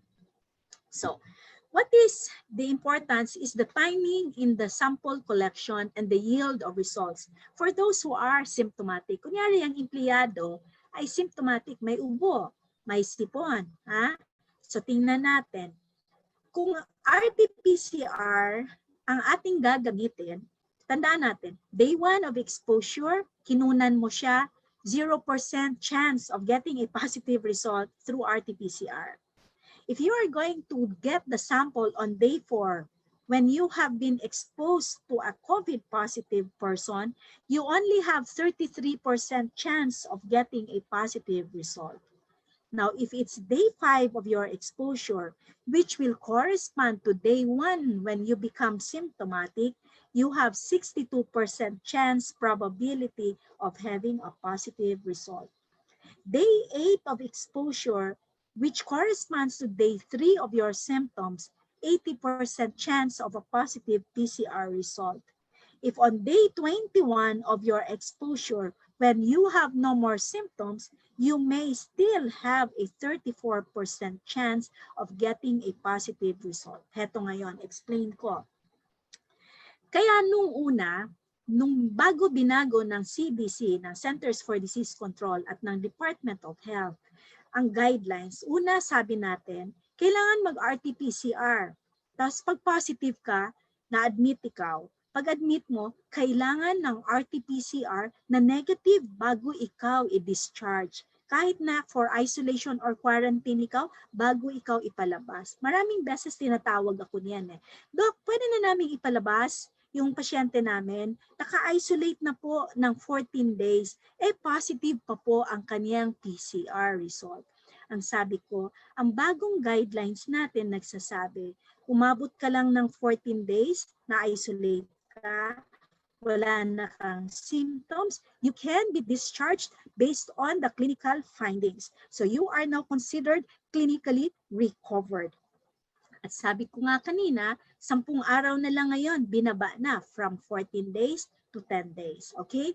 Minsan kasi, pag nirepeat mo ang PCR, ika-14 na araw, makikita mo magpa-positive pa. Does it mean the person is still contagious or infectious? No. That means that you may have viral remnants. And yet, the PCR is so sensitive that it can still detect fragments of the virus. Kaya ngayon, sa bagong guidelines, hindi na nila inuulit ang PCR testing to discharge a patient or even for those who are in quarantine or isolation facilities. Tingnan natin ang antibody testing. So for day 1 to 7 of your symptoms, only 30% probability of getting a positive result. Day 8 to 14, 72% na ang iyong retrieval. Day 15 to 21 of symptoms, 91%. Day 21 to 35, 96%. Alright? So habang tumatagal, tumataas yung retrieval natin ng ating positivity using your serological antibody tests. Your IgG does not correlate with immunity. Wag na wag mong iisipin na dahil meron na ikaw IgG, ay immune ka na. Sabi ko nga kanina, we are still uncertain of how coronavirus is, if how long the immunity can last. No? Marami tayong naririnig ngayon, is it possible to have a reinfection? Sabi nga, di ba, sa Hong Kong meron na sila. Ang sabi natin, kailangan pa natin ng mga peer review sa mga journals, kailangan pa natin yung mga ating mga experts to be able to check on whether there is really a reinfection, gumaling ka, tapos bumalik na naman ulit si coronavirus. Ang alam ko, hetong flu natin, pag nagka-flu ikaw ngayon, gagaling ka, pwede ka pa rin magka-flu. Binigyan ka na nga ng bakuna, magkakaroon ka pa rin nito, di ba? So it's really something that we have to think about. Now, let's look at the interim guidelines on the return to work, okay? Department Memorandum Order in number 2020. This is the first interim guideline on the return to work na pinalabas ng Department of Health. Sabi niya, nung una, sabi nila, dalawa ang pwedeng gamitin for returning employees. One, RT-PCR. Pangalawa, antibody test. Sabi nila doon sa DMO na yon, if you are positive for RT-PCR, returning employees ang pinag-uusapan natin. Isolate mo and then refer for appropriate management and contact tracing. Pag negative RT-PCR, balik trabaho. Pero sabi niya, if individual initially tested negative, ibig sabihin wala siya, negative RT-PCR, pero nag-develop ng symptoms, you need to repeat your testing, and if found positive, you isolate and do contact tracing.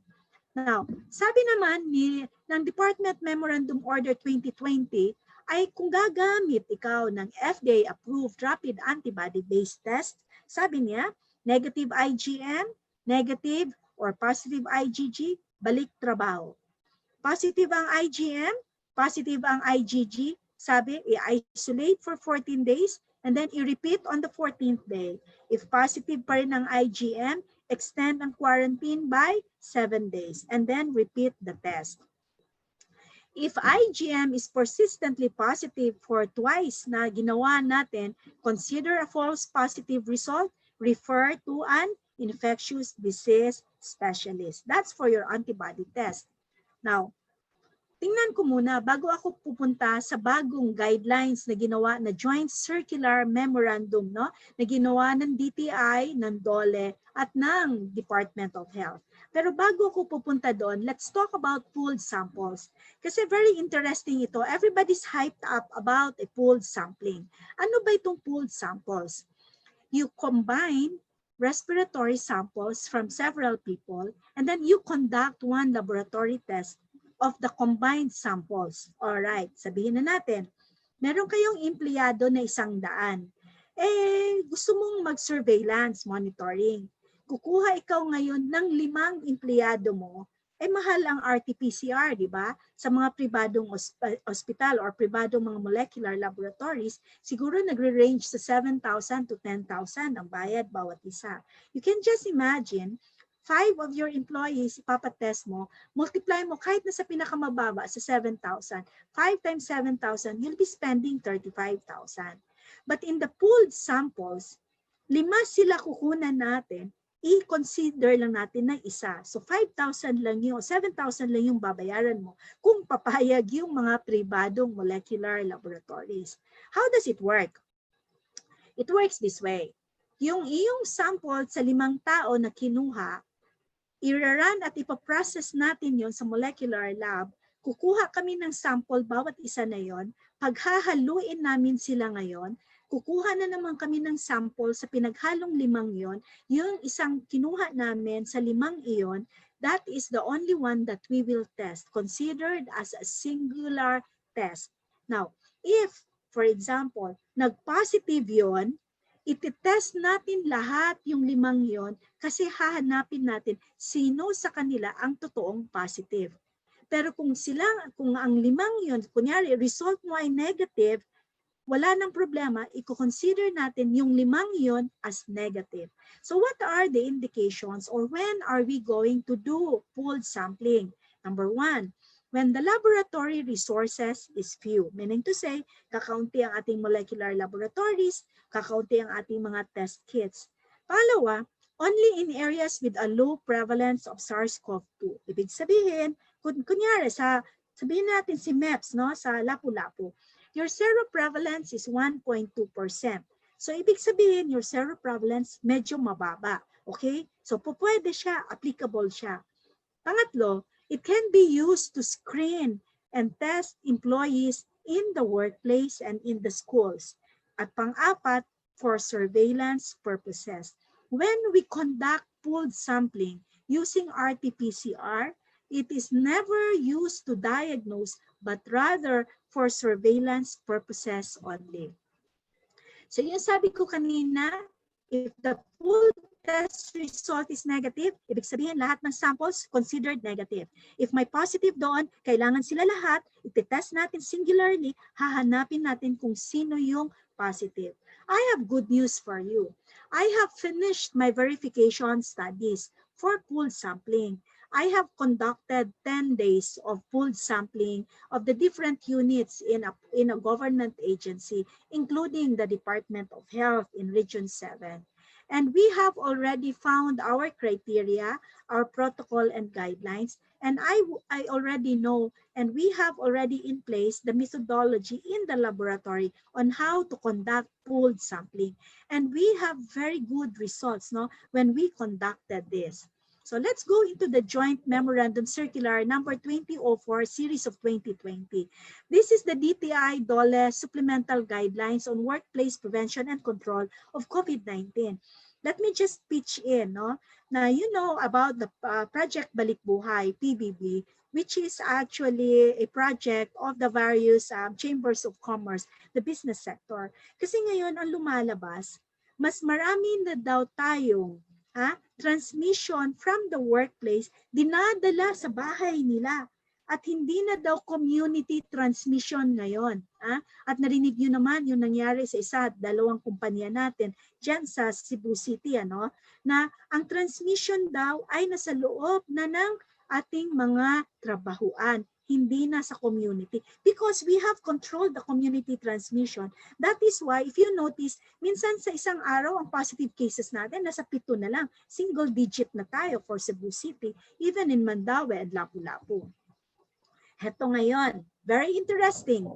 Sabi nila sa joint circular na to, sabi niya, RT-PCR or antibody-based test is not a recommendation nor a requirement to allow an employee to return to the workplace, which is iba doon sa Department Memorandum Order na nilagay nung una na nilabas. Heto ngayon, sabi dito sa joint circular, hindi kailangang i-test ang inyong mga empleyado. Ang tanong ko sa inyo ngayon, would you want to open up your business sectors without conducting testing? Yun yung tanong ko lang naman.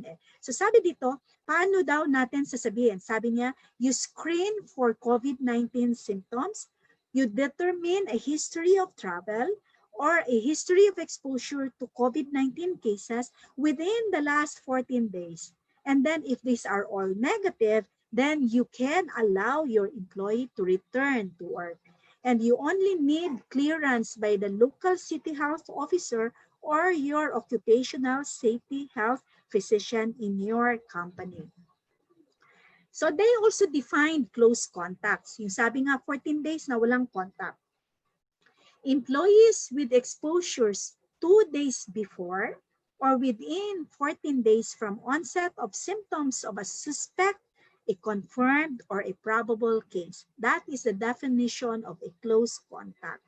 And I believe that in your companies, when you are going to implement this, you need to be able to train properly your HIPCOs or your people who will be in charge of conducting trainings, interpretation of results, including the implementation of the protocols for the minimum health standards.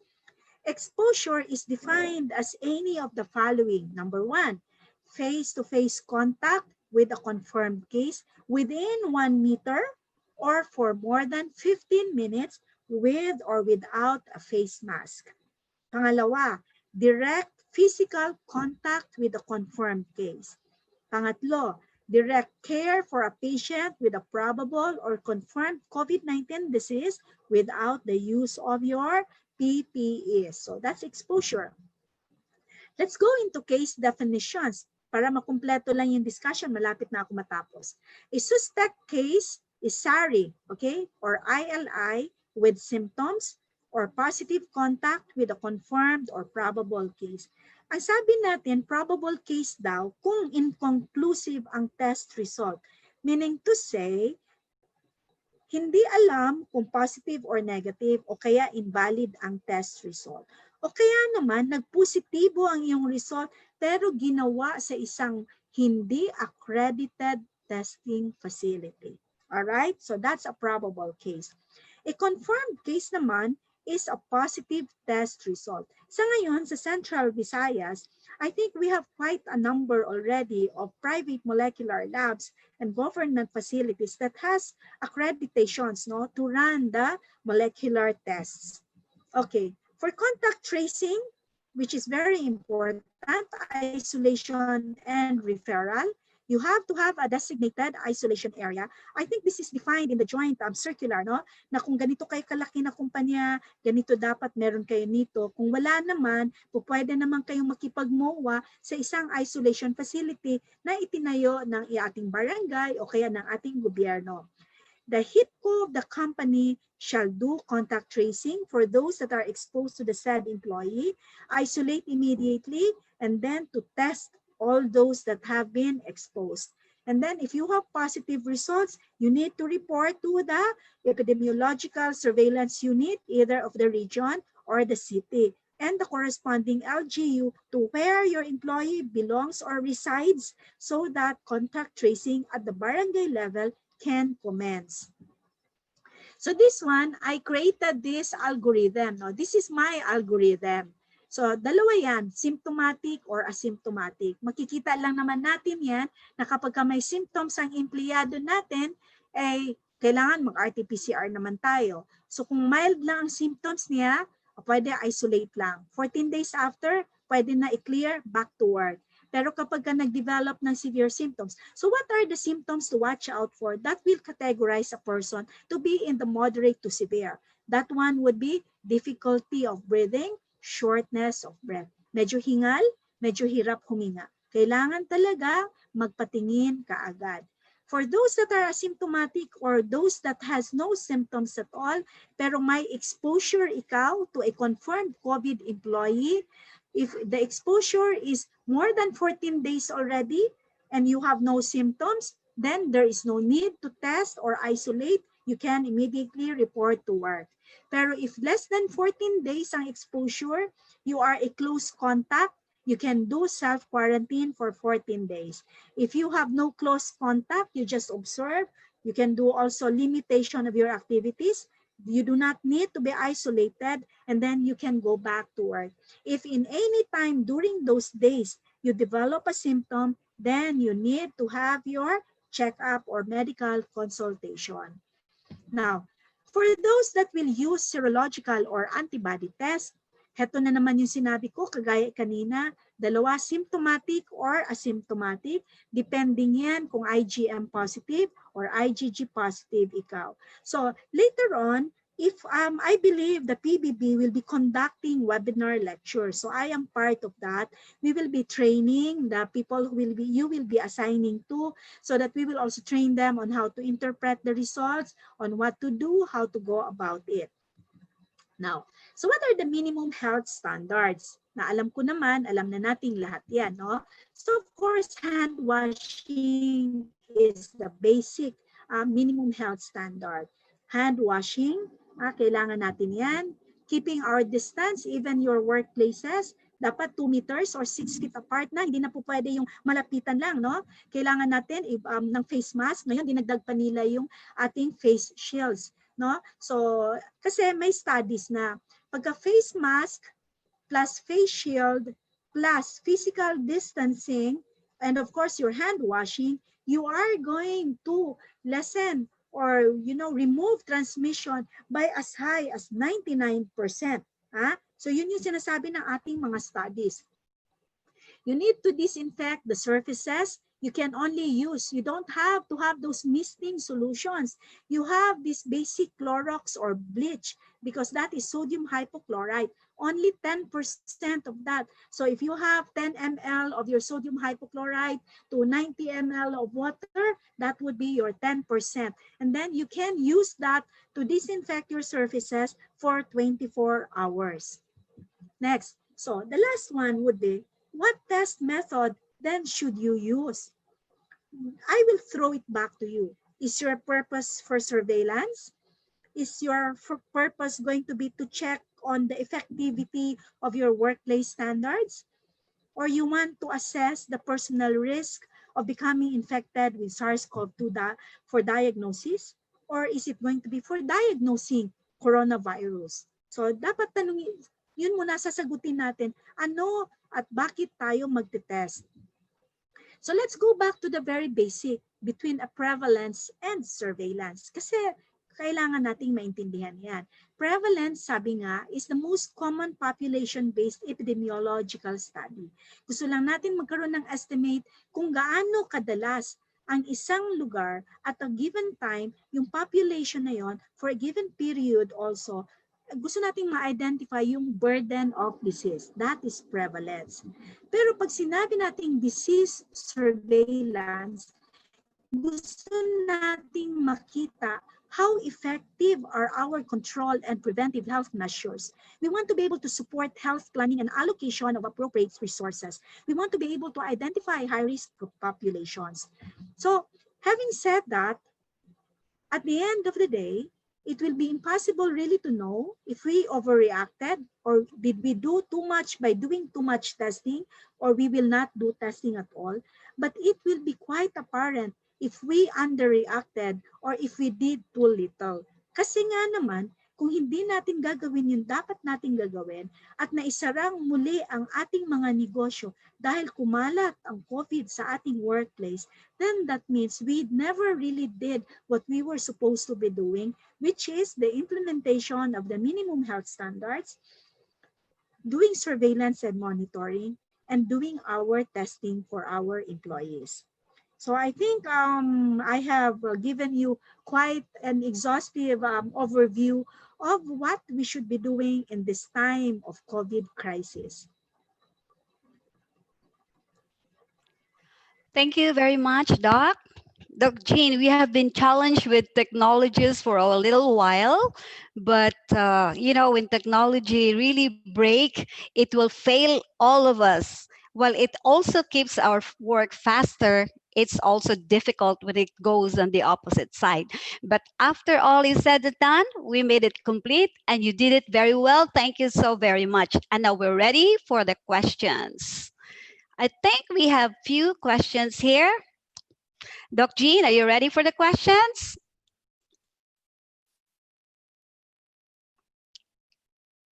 Doc, you're on mute. I have a question here.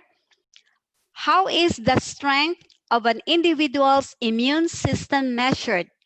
What type of tests are needed to identify one's level? Okay, so how do we measure one's immunity? Number one, Yes. we can only, as of the moment kasi, what we have are the tests, no, that will tell us if we have the antibodies. And the best measure for antibodies would be your IgG. I'm not interested about the IgM. I am more interested with the immunoglobulin G.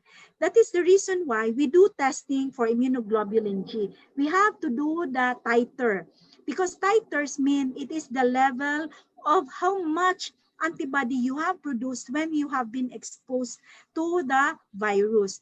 So that is also the same basis and guideline for the convalescent plasma by doing the IgG titer. No? So that can be a measure by testing. But secondly, you can measure your immunity against a particular offending organism when, despite your exposure, you do not get sick. Meaning to say, despite having been exposed, being positive to it, you do not actually find that you are down with an illness. Mm-hmm.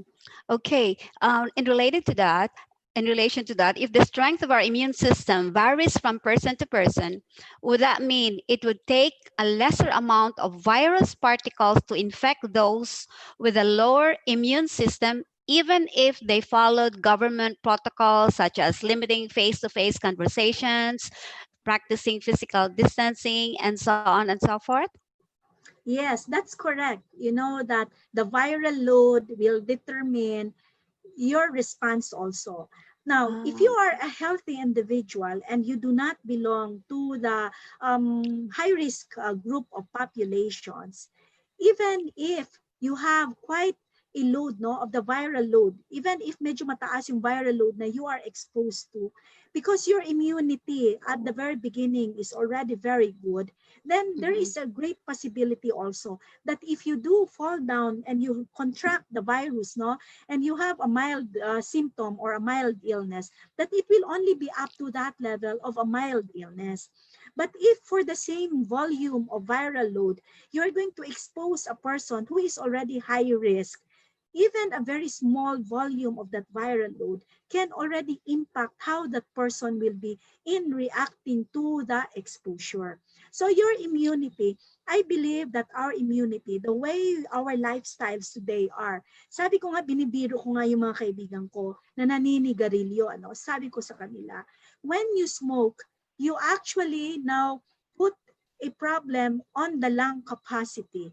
so that when you are exposed to the coronavirus, your lungs, which is already immunocompromised, will have difficulty being able to rise against or to fight against the coronavirus. Okay. So therefore, we have to strengthen our immune system. That's Okay. correct. Is it true that gargling salt and lukewarm water will help or kill COVID-19 virus? Very good question, Miss Vera. Alam mo bang ako, nag-gargle ako every day ng warm water with rock salt? Sinasamahan pa yan ng ating Bactidol. Okay. It does not kill the virus, but rather helps us, so that we'll be able to clear whatever mucus or secretions there are.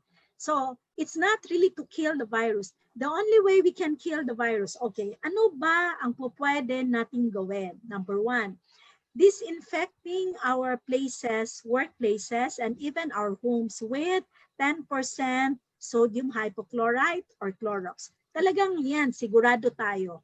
Kaya yung sinasabi nila na Lysol lang talaga ang nakakapatay ng viruses, that is a myth. Because although Lysol can kill viruses, but your sodium hypochlorite can. Pangalawa, when you wash your hands with warm water and soap, yung ordinary soap natin, you wash your hands properly, 20 seconds, 30 seconds, or 1 minute, 2 minutes, that can actually remove whatever particles there are. Napapansin niyo, pagka mainit masyado, pwede siya doon sa labas ibilad yung ating mga kagamitan. That is the reason why yung mga surgical masks na ginagamit natin, pwede natin yan sila i-recycle, i-air dry natin sila ng 2 araw sa isang, medyo mahangin na konti at medyo mainit na lugar. You can recycle your surgical masks, no? For those who are going to use cloth masks, kailangang labhan yan ng warm water with soap. Pagkatapos, kailangan ninyong ibilad sa araw para pwede safe na naman natin siyang gamitin. Yung ating mga face shields, pag nilinis natin yan, kailangan pupunasan natin yan either ng alcohol na 70% o kaya ng sodium hypochlorite o pwede nating punasan or labhan using, even yung bath soap natin with warm water, i-dry natin yan. Alam nyo ba na yung mga N95 na mga masks na ginagamit ng mga healthcare workers, o kaya ako, pag nasa loob ako ng molecular laboratory, gumagamit ako ng N95, ginagamit namin ulit yan. Pwede mo yan siya pahanginan, ilagay sa isang lugar, pahanginan mo, ng 5 araw, pwede mo siya ulit gamitin. So these are, simple steps that we can use so that we can benefit from what we have in our hands to protect ourselves against the virus. Okay, thank you. Do you advise steam inhalation or tuob to help prevent COVID virus? I was hounded by media oftentimes, because we know already that one of our leaders, was advocating steam inhalation. All right, ganito ang sagot ko. Una sa lahat, naalala ko nung bata pa ako. Yung lolo ko kasi palibhasa inchik, no, na matanda na. At saka yung lola kong matanda na din. Lagi yan, pag nagkakasakit kami, nagkakaroon kami ng tuob sa bahay. Tapos nung lumaki na ako at naging doktor ako, at ayaw ko, ang sabi sa akin ng mga matatanda, doktor ka na, hindi ka na naniniwala. Nung maliit ka pa, nabubuhay ka, yun lang ginagamit namin sa'yo. Alright, so that's on the side. But when we talk about it medically and scientifically, this is what will happen. If you are sure that you do not have coronavirus and you just want, kay may ubo, may sipon ikaw, may lagnat, pero sigurado na hindi siya coronavirus dahil nagpa-test ka naman, you can use steam inhalation. But better to have yourself checked first para sigurado tayong negative ka bago mo gawin yon. Bakit? Kasi ang principle noon ganito. Pag nag-steam inhalation ka, ma-aerosolize kasi yung virus na nasa katawan mo. Okay? So lalabas yan siya, eh yung mga taong kasama sa palibot, sa loob ng bahay mo, baka mamaya sila mahawa dahil doon sa aerosolization. Yan yung sinasabi ko. Pangatlo, hindi po talaga gamot ang tuob sa coronavirus. Kasi ang ating steam inhalation, pwede lang yan umabot doon sa ating upper respiratory tracts. Hindi po yan siya bababa, umabot doon sa pinakabaga natin, para linisin yung baga natin. Kaya hindi siya pwedeng gamiting gamot for coronavirus. First, have yourself checked first, and then when you are negative and truly negative, you can do that.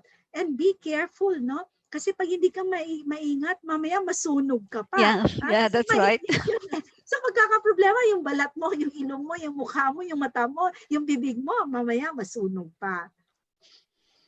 Okay. Yeah. Well, meaning to say we can do that. We just have to be very careful, but it's not exactly what we believe that it can kill or it can prevent us from acquiring the COVID-19 virus.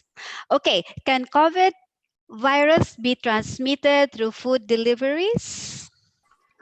Hindi naman. Wala naman pang studies about that because at the end of the day, sabi ko nga, doon sa box, kunyari, yung iyong nag-deliver ay may COVID naman siya at hindi siya naghugas ng kamay niya, no? At nandun sa iyong box. Kaya mahalaga, pagpasok ng box na may content na food, better either i-microwave mo muna yon o kaya naman punasan niyo muna yung labas ng kanyang paglalagyan, i-disinfect mo muna, punasan ninyo ng kahit na cotton o kaya ng tissue with alcohol or wipes, no?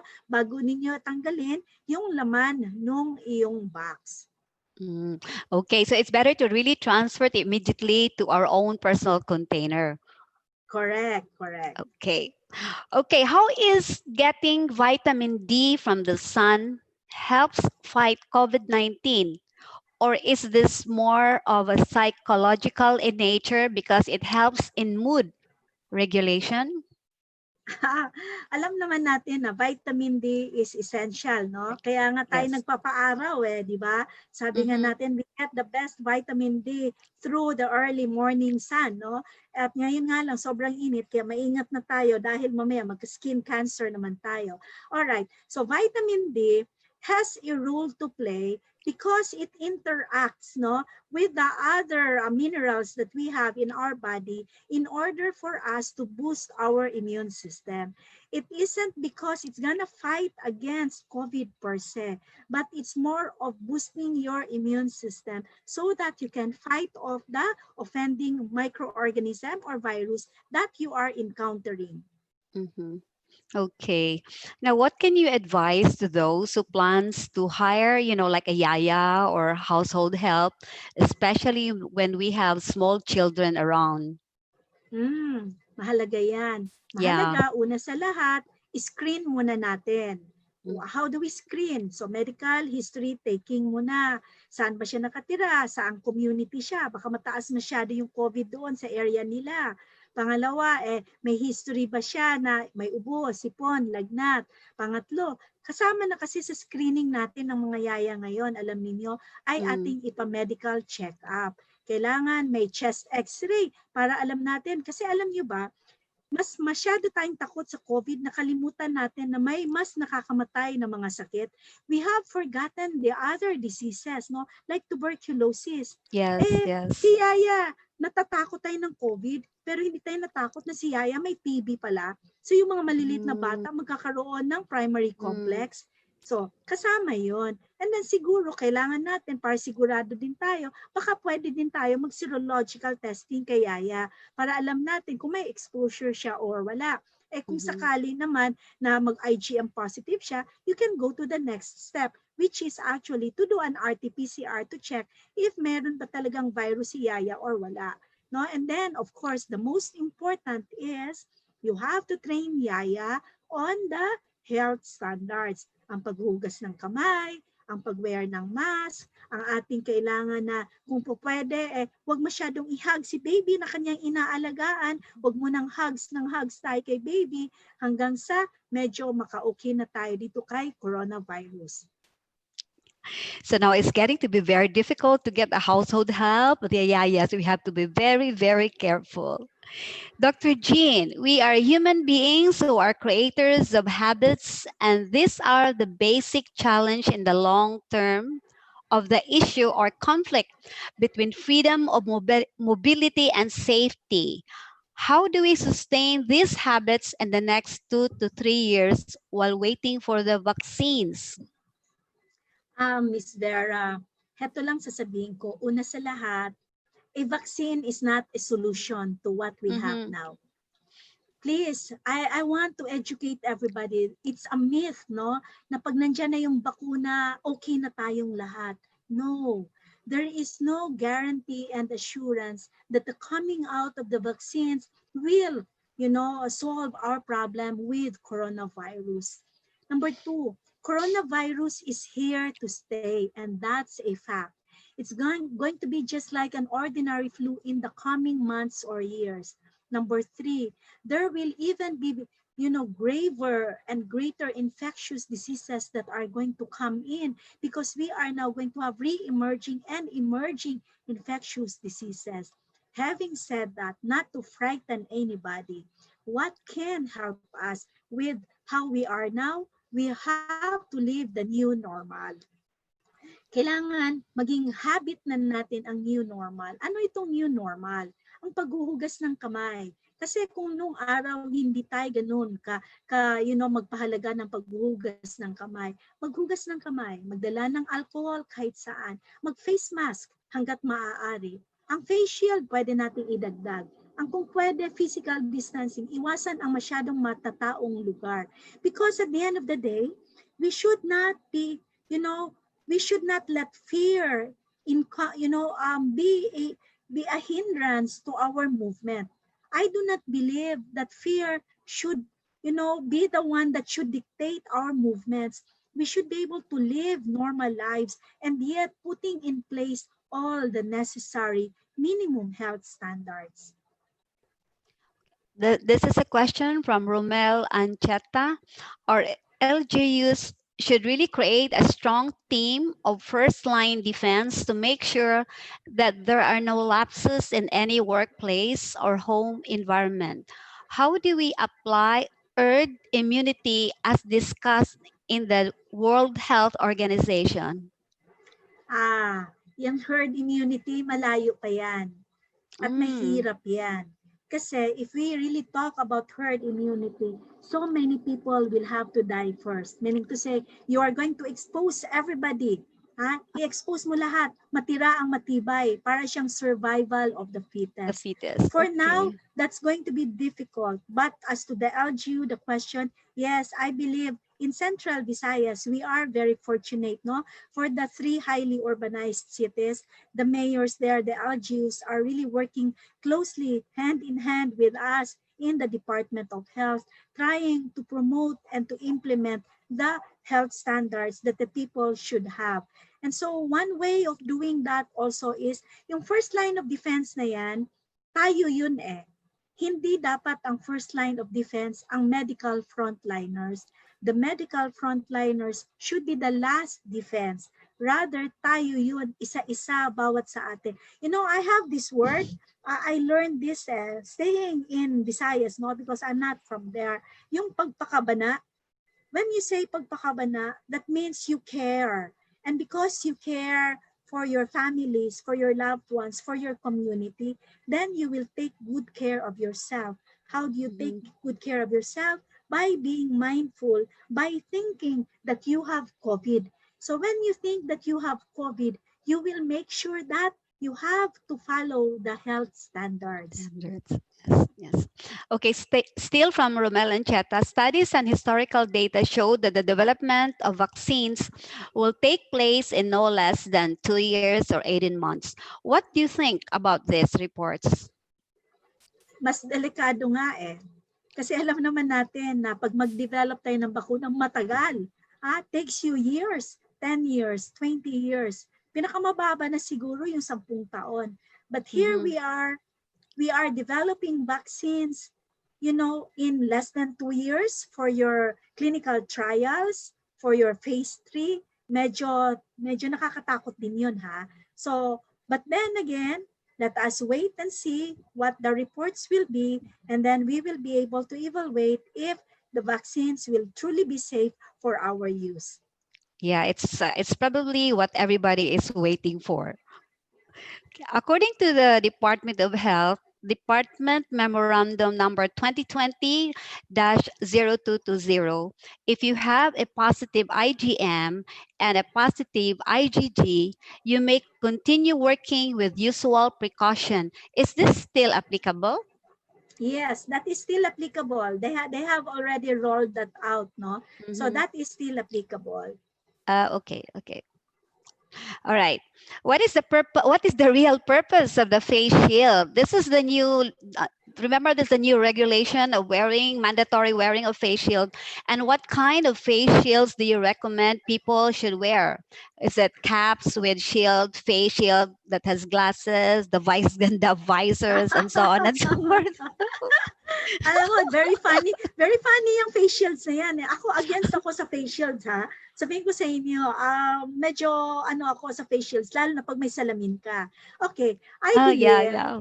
I believe it emanates from two things. Number one, studies, let's look at how the virus is transmitted.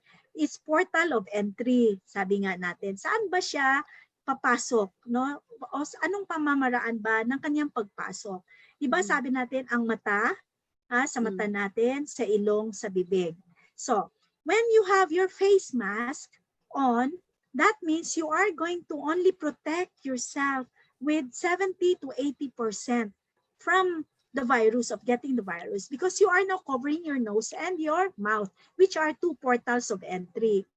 Now, if you put in the face shield, which now protects your eyes, so that means you now add, a layer of protection against, getting the coronavirus. That's the reason why they are putting in place the face shields, particularly if physical distancing is difficult to achieve. Particularly if it is difficult to achieve. As to the type of face shields, ang binigay lang naman na guidelines ng Department of Health ay kailangan matakpan talaga yung mga mata at saka yung ating mga mukha haabot sa ating tenga at saka sa ating baba, no, sa ating chin. That is the only requirement na kailangan natin. And of course, kailangan natin a face shield made of material na pwede nating malinis, kasi ano namang gagawin mo sa face shield mo para bang hindi naligo ng isang buwan. So paano yun? So it doesn't still offer you the protection that you should have. Okay? So I think that's the reason why.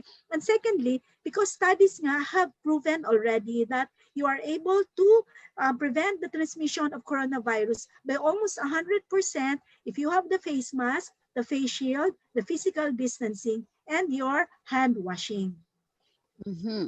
Okay. Is the commercial sanitizer reliable in disinfecting our household? Ang pinakamahalaga, Miss Vera, tingnan natin yung ating mga sanitizers na yan. Basta hindi ninyo kailangan ng yung mga mamahalin. Ang pinaka-importante, lalong-lalo na ngayon na taghirap, kumuha ka lang ng yung Sunrox or your Clorox mo, your household bleach. Itimpla mo lang yun, 1:100 para magkaroon ikaw ng 10%, no? Para magkaroon ka ng 10% na solution, yun lang ang kailangan mo para maglinis sa iyong bahay. Okay. Okay, follow up about cleaning the face mask. Can we just iron it instead of exposing it in the sun? You can do ironing if after mo nalabhan. You're talking about the washable face masks. Bakit mo naman i-iron tapos hindi mo lalabhan muna, 'di ba? Mas maganda naman ang baho naman siguro noon kapag hindi mo nilabhan ng matagal-tagal, 'di ba? Okay, yun doble yun eh. If you wash, you dry, and then you can iron it. But remember again that face masks, particularly yung mga ginagawa natin, yung mga cloth masks, make sure na heto yung mga tipong hindi malalaki yung grano. The pores should not be big so that, it can be protective by itself. Kasi kung yung mga medyo malalaki yung grano nila, then it will defeat the purpose. Secondly, there has to be a second layer or a third layer to it. Hindi po pwede na singular layer lang siya. Para magamit mo siya ulit, malabhan mo, kailangan protective din talaga siya. Okay, Doc, we have last two questions. This one still for tuob. Nakakalinis po talaga ang tuob kahit sa upper lung area lang. Upper lung area. Sabi ko, di ba, hanggang sa itaas lang talaga siya. Galing sa iyong upper respiratory. Ibig sabihin, galing sa ilong, papunta lang siguro doon sa may ibabaw pa ng trachea mo, hindi na nga yun pababa eh. Kasi hanggang doon lang talaga siya. No? Hindi siya pwedeng umabot sa pinakaloob-looban. Okay. Okay, here, this is the last question. If you are having a fever for 1 day, is it advisable to have a PCR right away? No. 'Di ba? Sabi natin, it has to be yung sinabi ko sa inyo na during the first day of your symptom, you're going to have your PCR, chances of you having a positive result mababa lang. It has to be on between the third day to the fifth day of your symptoms that you do your PCR. Now, another caution here, hindi po lahat ng ubo at sipon or lagnat ay COVID. So tandaan natin yan, hindi po lahat ng sakit ay COVID na. However, what I want to advise our listeners and our participants now would be if you have not had your flu vaccine, and if you are an adult, you add your pneumococcal vaccine, you have to have those two immunizations. Alam niyo kung bakit? Kasi ngayon, rider na kasi si COVID sa mga sakit. So if you have not had your flu vaccine, and this is flu season already, you get admitted in a hospital, you have flu, and then ngayon nahawa ka ni COVID doon, wala ka nang protection doon sa flu eh. So it will become more difficult for your immune system to fight against two viral infections at the same time. So if you have already that flu vaccine, and then you get exposed to COVID, your body has a better chance of being able to fight it off rather than to fight two different viral infections. Why a pneumococcal vaccine? Because especially in the adult and in the elderly and in the vulnerable section, you know, pneumonia can be bacterial in nature. So if you get exposed to COVID and you develop COVID pneumonia and you do not have a vaccine for pneumonia that is caused by a bacteria, there is a chance, manggod, na you can have a bacterial infection with a rider of a viral infection or the other way around. So at least may panangga ka na ba? Isa na lang yung kakailanganin mo na lalabanan ng iyong katawan. So we have to be careful with all of these immunizations.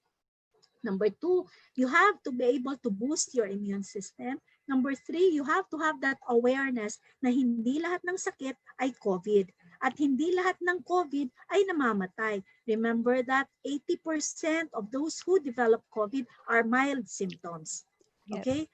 Only the 80% of all, okay, the population also that are asymptomatic, 80% are asymptomatic, 20% only will have a symptom.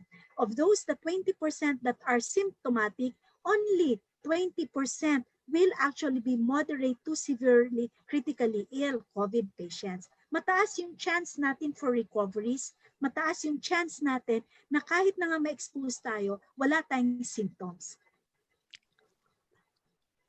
Okay, do we still have time for questions? No more. Okay, last two, final question. Oh my God, I just said last two, but last two, final. That was semi-final.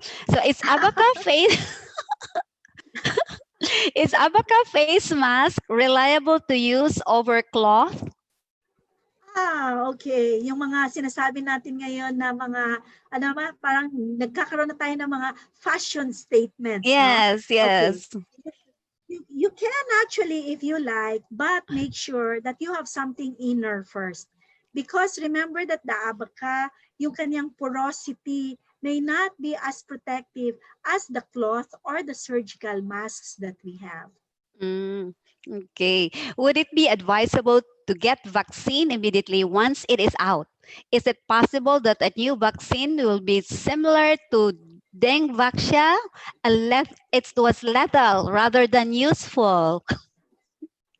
This is an Very good anonymous question. question. Yeah, Okay. very good question. Yeah, very good question, ano. Totoo yan eh, no? The fear, especially with the way how fast and speedy this vaccine is being put out. What I can say, this time, both as a member of the Department of Health, and secondly, as a specialist, I would say that here for this time, because I believe we have learned our lessons from Deng Baksha, no? I believe that this time we will be more mindful. The DOST, no? The Department of Science and Technology, who is spearheading the clinical trials, no? And the FDA, including the Department of Health, I believe this will really be scrutinized very well. And so I think once it is out, and we are ready to roll it out, then we will have to do a lot of awareness, education, and information drives before we will even be able to roll it out. So rest assured that we will be making sure that these vaccines, when they are out, we will have to have that information drive, and we will also do our own study analysis before we are even going to give it to our people. Yes, thank you very much, Dr. Jean, and everybody is actually waiting for that.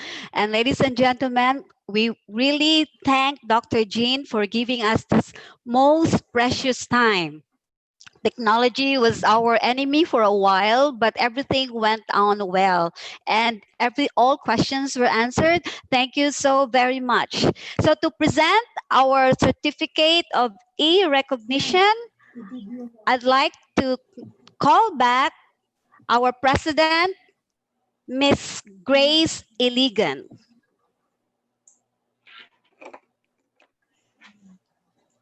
Hi, good afternoon, Doc. Good afternoon. Hi. We Yes. survived with the difficulties sa signal, and thank you so much for patiently answering all the questions. And Doc, in behalf of PMAP Cebu, I would like to give you this virtual certificate. So I'll just read this one. The certificate of appreciation is given to Dr. Mary Jane P. Loreche, FPSO, FPSP, for her insightful conduct as a speaker of the webinar Myths and Facts Living with COVID-19 to PMAP Cebu members and other participants on August 28, 2020. Signed by yours truly, Grace Iligan, President 2020, PMAP Cebu. Doc, again, thank you so much. My God, we're so fortunate to have you here this afternoon. We know how busy you are, and I think busy in a word is really an understatement. The way we know you, you're running one activity after the other. So thank you so much. Very informative, Doc. Definitely, it will help us a lot. And we had so many clarifications sa amuang mga giwonder. So thank you so much on behalf of BMAP Cebu. Yes, it's a pleasure to join you, and I am just here a message or a phone call away if you have questions, which by the way, some of your members are doing, and I am willing to help you always. Thank you. Maraming salamat Wow. po sa inyo lahat. Thank you for that, Doc. We will definitely reach out to you if we will have some more confusions. Thank you. Thank you. Ingat lagi. Yeah. Thank you so much. Back to you, Ma'am Ver. Thank you. Thank you, Ma'am Grace. And thank you. We really would like to thank Dr. Lorechi so much because in spite of the difficulties that we have gone through, we managed to sort it out. And she has wasted a lot of time, and we are so sorry for that. But in the end, everything went on fine, and we are very happy to have differentiated the myths versus the facts.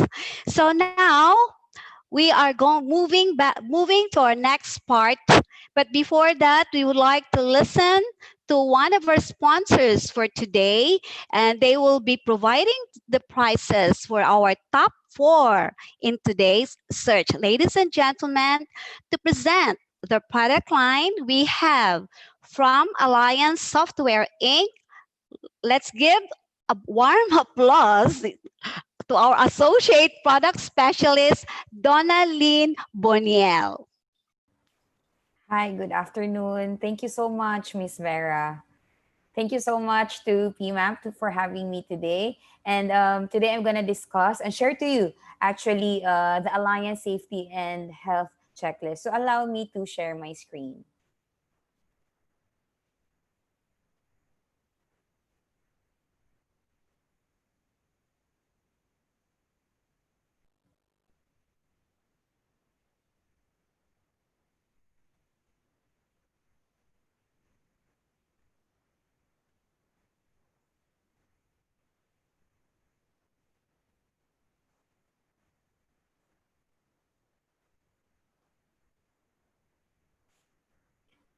Miss Vera, I'd like to confirm if you could already see my screen.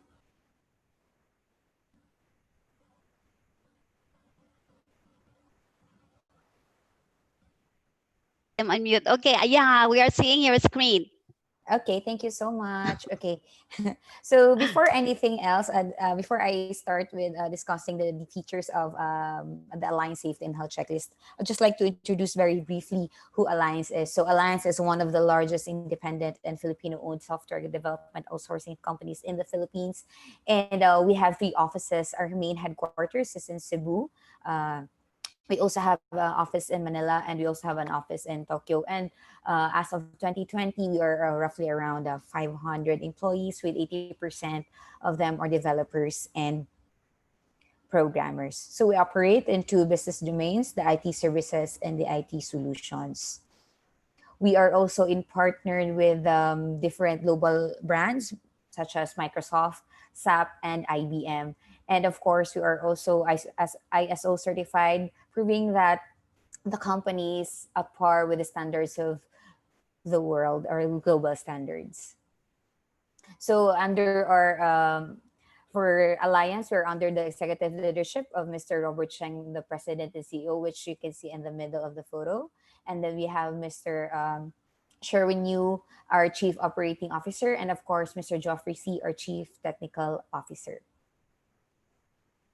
So we have different pillars of our products. Our flagship is we have the retail solutions, which we have our product for the POS, the cloud sales, Connect All, and web ordering. We also have solutions for the ERP. We have the POS plus financials, web co-op, and of course, managed CASA for property managers. We also have a cloud solution which is powered by Microsoft. We have Microsoft products such as the cloud hosting services of Microsoft Azure, Office 365, and a Dynamic CRM, Dynamic CRP, online reservation system, and website as a service.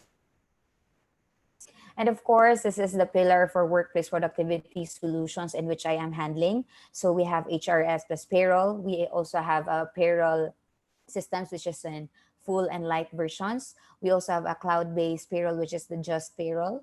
We also have the Alliance Timekeeping and Cloud Productivity. We also have Alliance Expense Trail, a liquidation system in which we could use to liquidate both travel and non-travel expenses. And of course, the mobile job order. And the latest product that we launched is the Safety and Health Checklist. So of course, all these products and solutions are supported by a professional service. All of our products have annual support and maintenance. And we also have technical support services for these products. And of course, if our clients or those who are interested to have a grounded application, we could always have catered them to our development support services. So allow me to share to you the features of Alliance Safety and Health Checklist. So the Alliance and Safety and Health Checklist was born out of this pandemic. So with the interim guidelines, which is joint memorandum of DTI and DOLE, there is a protocol that all employees or establishments should have or require a safety and health checklist for all those who would come into their premises. So this is a online daily screening tool that that will help the admin or the owners also, or those who are managing the companies, to effectively monitor the health of their employees, the visitors, or the guests, and determine who are safe to proceed with work, or those who would we have to guide and advise to seek medical attention. So with the recent or the with the happenings that around us, we have noticed that when we visit stores or we go to our offices, we are required to fill up a checklist. And with the manual part of doing the checklist, it's quite time consuming to fill this up, and you have to write everything. And then what with having such manual forms, it would take a lot of time for the admin also, or the HR personnel, to extract all the data that were filled in the checklist. So say for example, you have 100 employees, that would take around 2 to 3 minutes of each of your employees to review or extract the data that we need to get during their entry to the premises. Next is, it would take also a lot of time to manually compile. I understand that DOLE, DTI, and DOH would sometimes require for the office or the establishment to submit a report just in case that there would be a case, or this would also be used for contract tracing. So if you'd sum it up in a monthly report, it would take more or less like 3 days for you to finish all of the reports, including already screening those entries from the visitors and the employees. And of course, having a manual checklist, it's quite costly on the printing of these checklists, as you have to do this daily. So with having the Alliance Safety and Health Checklist, you are able to effectively monitor the health of your workforce through an application. And this, you can already identify those who can proceed with their work, or those who would you have to advise to go home or seek for a doctor's advice, or go for a checkup. And of course, with this checklist also, we are already aware of what guidance or what are the appropriate steps that would tell our employees on what to do, and also manage the situation. And of course, for employers, you will have access to these reports, and you will have access to the information, which will be useful and helpful for contact tracing. And of course, we are sure that this information are complete because we have a checklist already. So the features of this safety and health checklist would include a online health declaration form, which you which there are questions that are based on the guidelines provided by DTI and DOLE. And the user can also view their submitted forms. And of course, there are also notifications. For verification, we have the e-signature. So once the employee or the visitor would visit the premises, they would have to sign the document or the form, affix their e-signature to affirm that their submitted forms are complete and truthful. And of course, there is also a feature for admin maintenance, in which the employers could modify their user accounts, and we could also set the questions. And finally, for the main feature, we have the reporting, which we could extract reports for bulk and monthly report, which I'm going to show you later. So for the login of this application, we will assign credentials to each of the employee for them to make use, and they'll be able to answer the set of questions that we provide. So for the admin, in cases that there are employees that don't have access to a computer, or those who have their phones are not yet smartphones, they could make use of the admin view to input the information of the guest or the employee. And all the health related questions are already there, and have to supply also the personal information and the temperature, which will be done by the security staff. So upon entry, the temperature will be checked by the security guard. For the employee view, it's automatic once they're already onboarded on the system. You could only see already their employee IDs. The time in would be the time that they have opened the checklist, and then they have to input the temperature based on the temperature that was that the guard got, and again answer all the health related questions, in which again is based on the interim guidelines of DTI and DOLE. And for the guests and the or the visitors, maybe we'll have visitors in the office, like such as your applicants or your delivery personnel, or there are client appointments that they have to visit your office. Then we also have a form for them, so they have to input the personal information and also again answer the health related questions. So after all that they have answered all the required questions, which by the way, all those with the asterisk or the red are all the required fields that each of the employee or visitor should have to answer. There is a oath of affirmation which states that all their information provided is preceded with the Data Privacy Act of the Philippines, and of course all their information that they provide should be truthful in accordance also with the Bayanihan Hilas 1 Act of the Philippines. And after that, they have to affix their signature in order for the checklist to be submitted. Next is for the admin side. The admin would already see the daily response counter. So if you expect that there are 200 employees to submit their forms, since there are 200 who have reported to the office, then there should be 200 employee responses to ensure that all of the employees who have reported to work have answered and accomplished the form. And for visitors and guests, there's also a counter for that. So we'd know how many people have gone into our premises. Next is for the reports or the viewing of the forms. So there is a search function in which we could filter already those if we would only want to check the forms submitted by employees, or those we want also to check the forms only submitted by guests. And we could already set the time and date of which the forms you'd want to check. So this is to ensure also that we are we are we have kept track of all the submissions, and if there are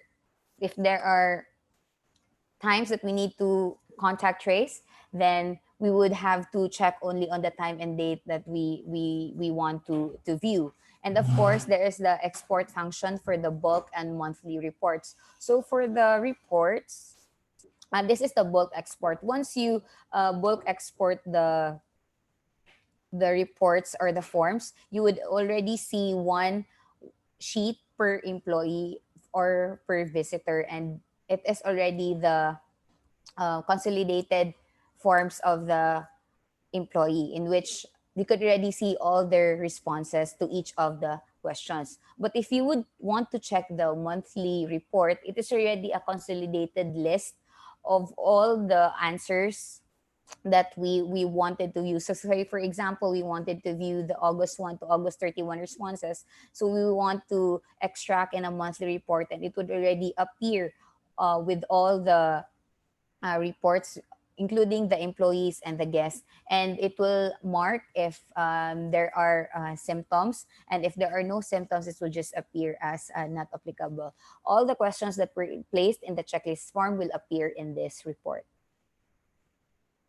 So this safety and health checklist is a simple and all-inclusive package that we are offering. So for the smaller offices, we're offering it at 1,250 per month up to 10 employees. And then we also have 50 employees at 5,000 per month. We also have 100 employees for 7,500 per month. And for 500 employees at 12,500 per month. Should the companies exceed the 500 headcount, then we offer a special package that we will offer also to them. And what's a nice thing about also having the safety and health checklist, we're offering it at a 2-week trial. So please do register on our Facebook page at Alliance Edge so you could get access for this on safety and health checklist. So we hope that you get to onboard this application, and please do get in touch. You can email me and or visit our Facebook page for more information. Thank you very much and good afternoon. Thank you very much, Donna. Thank you so much, Alliance, and thank you so very much, Donna. We still have one more sponsor for today, a very important sponsor. Has been our partner since day one of this EGMM and other functions that we have. And since then, they made all our sessions possible. So, ladies and gentlemen, let's watch this video of IntelliCare. Demand that we measure up. And that's a fact IntelliCare understands and takes seriously.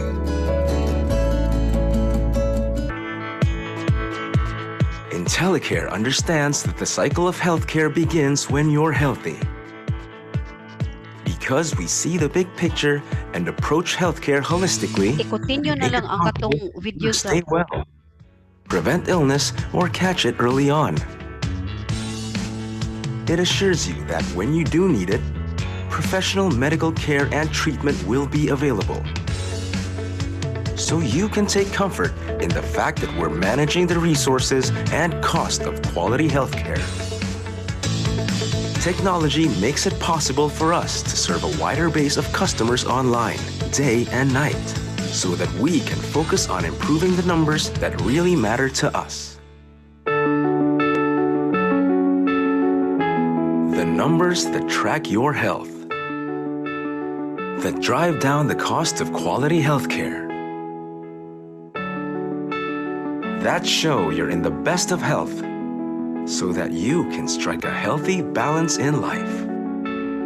A balance that's critical and necessary for a life well lived, something we recognize and fully understand. We are the leader in healthcare management because of a delicate balance we've achieved through the years. We're grounded on our core value of compassion, yet daring enough to make groundbreaking changes. We take pride in the tradition of excellence, yet always open to innovation. We're anchored in our commitment to the Filipino people, yet unfettered as we reach out to serve them better. And why do we do this? Because we believe that good, quality healthcare isn't something one simply aspires for. It is a constitutional right as inalienable as any other basic human right. IntelliCare, your intelligent health choice.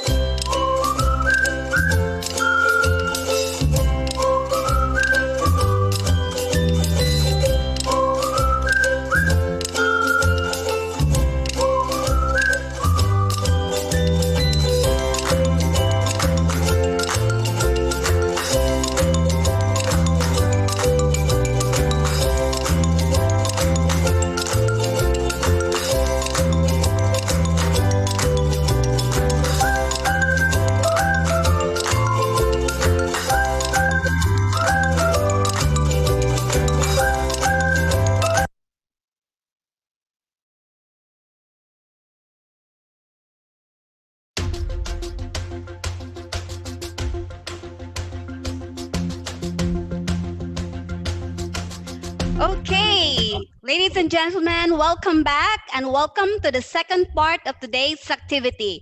This is the semi-final round for our search for PMAP Singing Idol Season 2. And after today's competition, 4 of them will move on to the final round and will get a chance to be coached by well-known judges. So let's meet our judges. And may I please request our judges, once you will be introducing your name, please start your video and leave it there until the completion of the performances of our singers so that they will have motivation to sing some more, seeing you there listening to them. Okay, let's meet our judges. Judge number 1. He was a regional champion and national first runner-up Toastmasters International Singing Competition, a leading man of Monsignor Rudy Villanueva's play Ang Mikado, short film actor, scriptwriter for 4 consecutive years of CCTN Channel 47 annual Holy Week Paghigmata, hosted by Tatay Dodong Limchua, a finalist of ABS-CBN and Cebu City Office for Substance Abuse Prevention Anti-Drug Songwriting Competition. Let's give a big hand to Moises Mananay Manabat. Moises, can you show yourself on screen? Yeah. Okay, very good. There you are, a dashing Manabat. Okay, judge number 2, a theater actor, the founder of Synergy Dance Company, lead cast and longest running all Cebuano musical play in the Philippines, Siddhartha the Musical, a musical enthusiast, ladies and gentlemen, Francis Sire Isidro. Where are you, Sire? Hi, Sire. Yes, I'm here. Good afternoon sa tanan and Okay. to all our contestants. Thank you, Sire. I love to dance with Sire. He's one of my coach in dancing. Now, judge number 3 and our chairman of the board of judges, a candidate of Masters in Theater Arts, University of the Philippines, Diliman, founder and director of Young Thespians of Cebu, theater director, theater professor, theater actor, and playwright. Ladies and gentlemen, the chairman of the board of judges, Emmanuel Eman Mante. Good afternoon, everyone. Hi, good afternoon. So, our agreement, leave your video there until the performances of our contestants. Are we ready? To all our singers, once I will call your name, please start your video and also start your, unmute yourself. Okay. Okay, we are ready for contestant number 1. Contestant number 1, we call him the cool, calm, and collected from Chonghua Hospital. He will be singing Anthony Castella's Kaibigan. Ladies and gentlemen, Roberto Pedrosa Jr.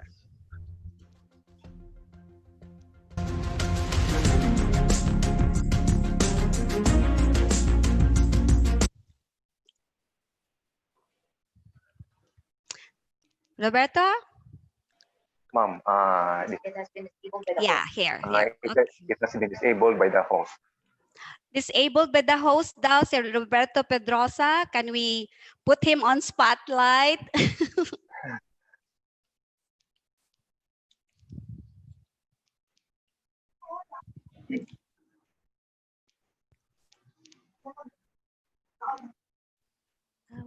You cannot start your video because the host is present. Start my video. Start, yeah, there. Can you put him on spotlight? There. Okay.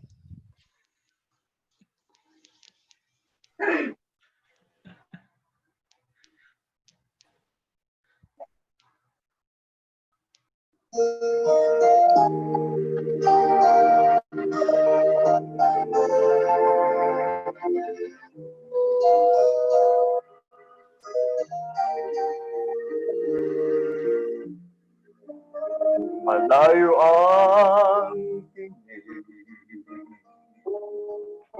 wala namang tinatanaw, at kapansin-pansin sa bawat kilos niya't galaw. Kaibigan siya'y umiibig sa'yo. At iya'y di may kuli ng giliw ko. Pakaingatan mo ang puso niyang walang lakas sa harap ng tukso. Huwag mong isipin siya'y wagas.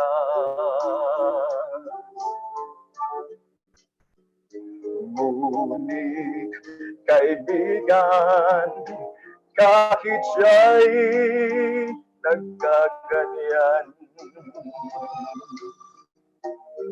wala na akong kasing mahal.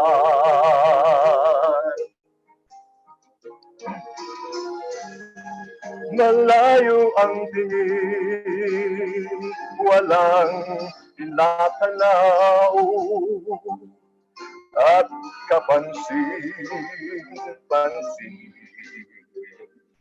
sa bawat kilos niya't galaw. Kaibigan siya'y umiibig sa'yo. At iya'y din may kubli ng giliw ko. Pakaingatan mo ang puso niyang walang lakas sa harap ng tukso. Huwag mong isipin siya'y wagas.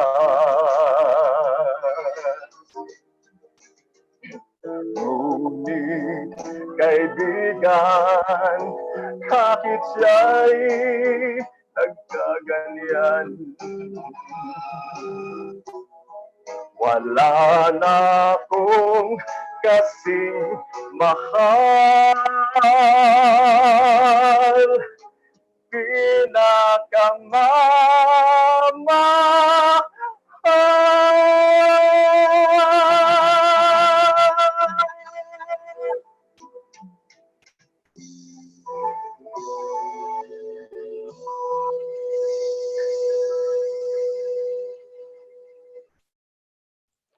Wow.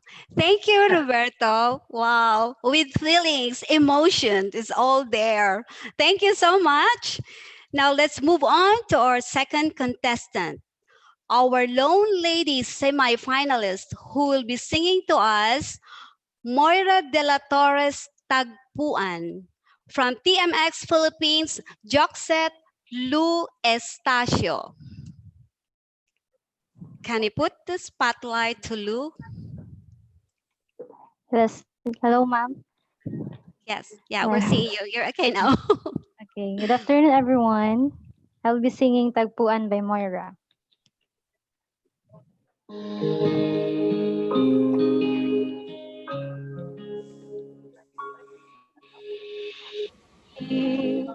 Di ko inakala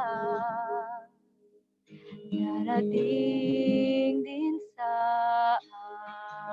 akin nung ako'y nanalangin kay Bathala,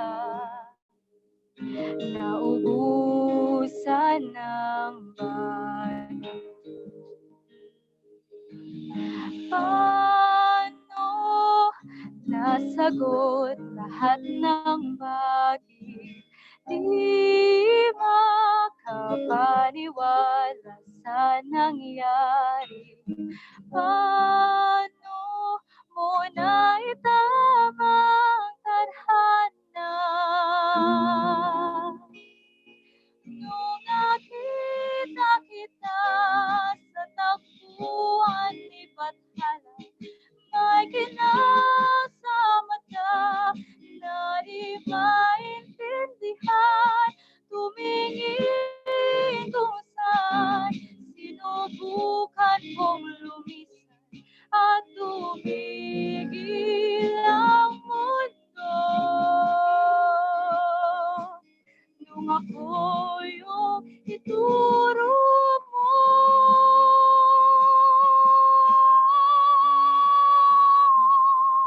at hindi ka lumayo.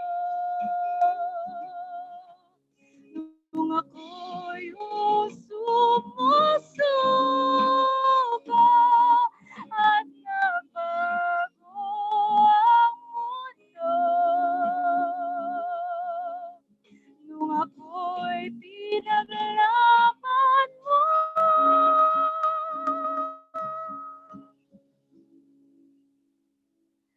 at tumigil ang mundo.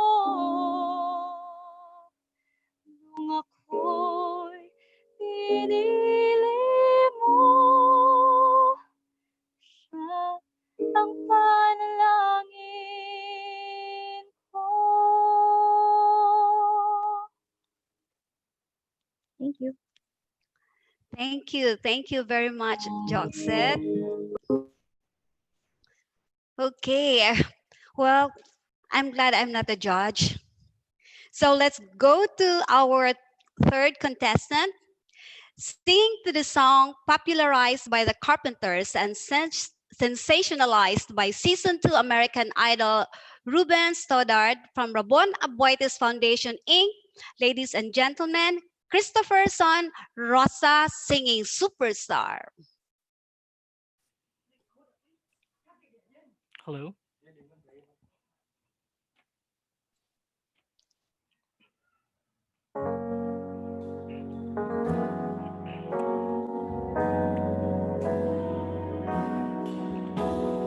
Don't you remember you told me you love me, baby? I love you. I really do. Long ago, and oh, so far away, I fell in love with you.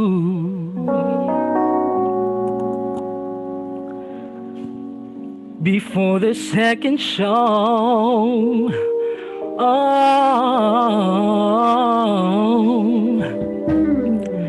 and your guitar, and you sound so sweet and clear, but you're not really here.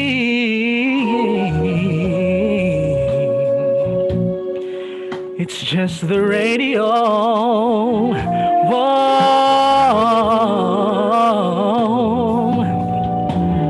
Don't you remember you told me you loved me, baby? You said you'll be coming back this way again.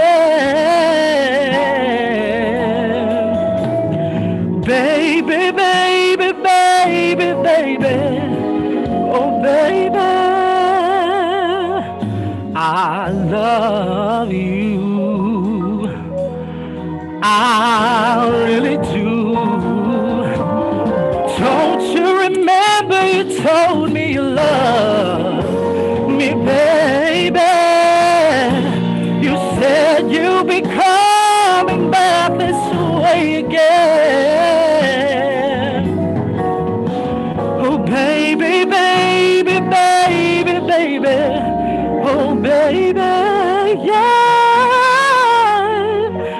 I love you. I really do.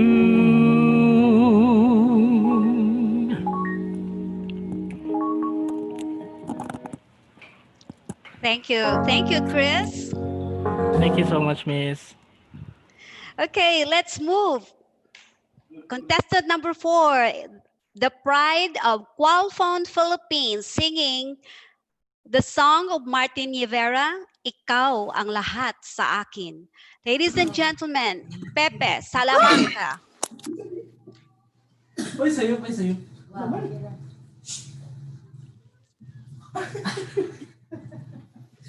Hello.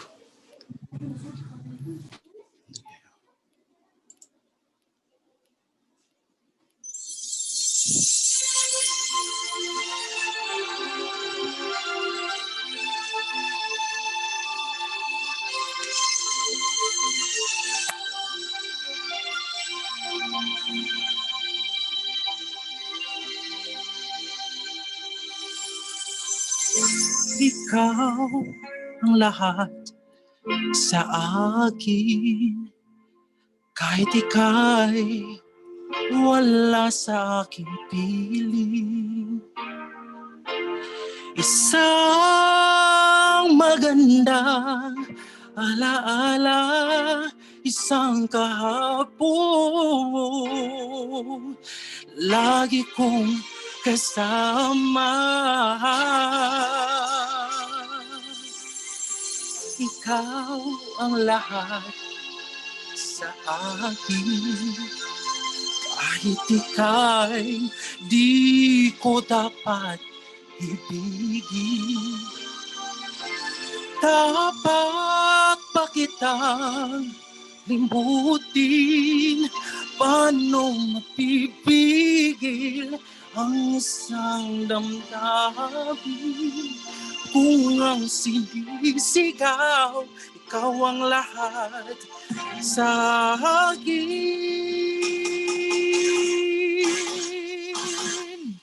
At kung hindi ngayon ang panahon upang ikaw ay mahalin bukas na walang hanggan, ako'y maghihintay pa rin.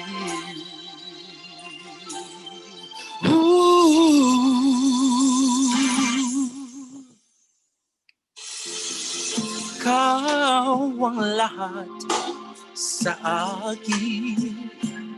Sa may kapal aking dinadalangin. Dapat ba kitang limutin? Paano mapipigil ang isang damdamin kung ang sinisigaw, ikaw ang lahat sa akin. At kung hindi ngayon ang panahon upang ikaw ay mahalin bukas na walang hanggan, hanggang matapos ang kailan naman. Bukas na walang hanggan, ako'y maghihintay pa rin.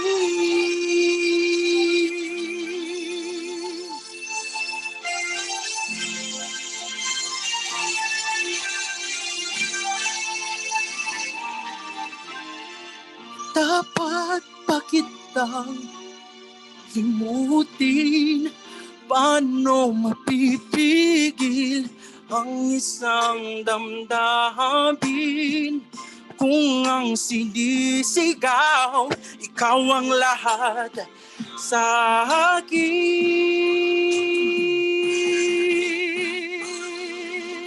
At kung hindi ngayon ang panahon upang ikaw ay mali bukas na walang hanggan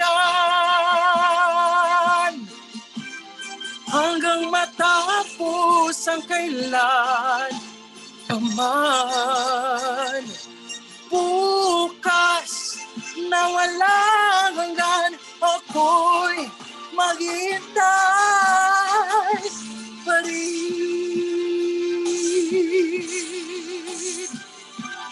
hanggang matapos ang kailan paman hanggang matapos ang kailan paman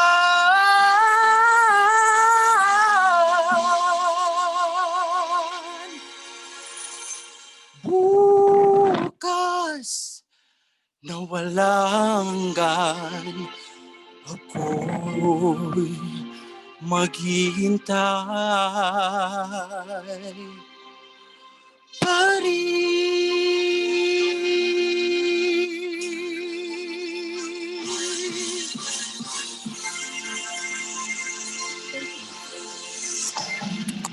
Thank you very much, Pepe. Wow, all are heavy. Judges, are you all okay there? Okay, glad to see that. Okay, for our next contestant, contestant number 5. He will also be singing a Martin Rivera song. He is being backed and heavily supported by his fans, the team Intellicare. Singing Ikaw ang Aking Pangarap, Arvin J. Pasaporte.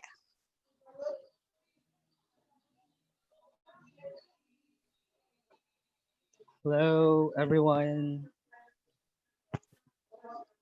All right, hold on.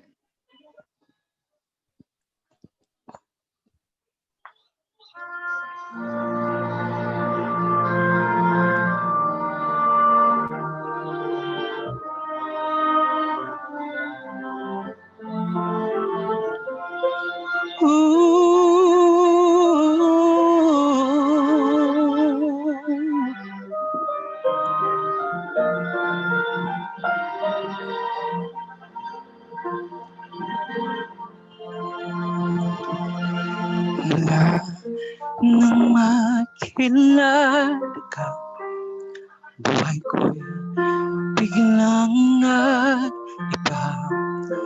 Kahit saya ng bawat sandali, kailan may hindi papapalit. Ikaw ang aking hiling sa habang buhay ay makapiling. Ngunit mahal, ikaw ay nasaan?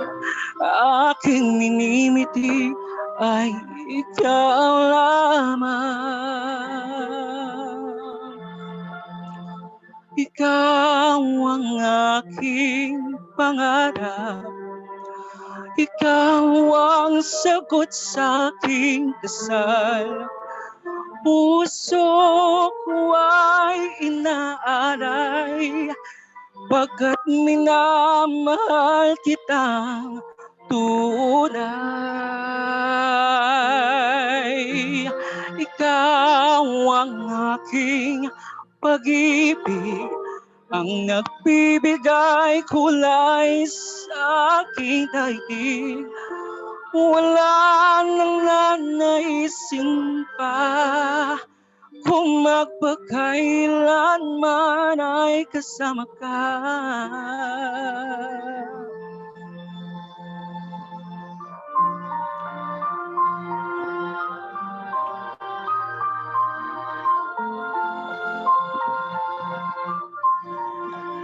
Ngunit mahal, ikaw ay nasaan?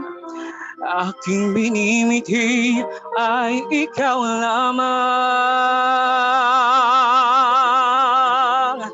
Ikaw lamang. Ikaw ang pangarap. Ikaw ang sagot sa aking dasal. Puso ko ay inaalay, pagkat minamahal kitang tunay. Ikaw ang aking pag-ibig, ang nabibigay kulay sa aking daigdig. Wala nang nanaisin pa.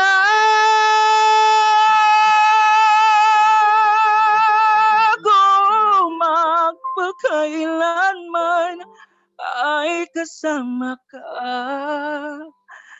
Ikaw aking pangarap. Ikaw ang aking pangarap.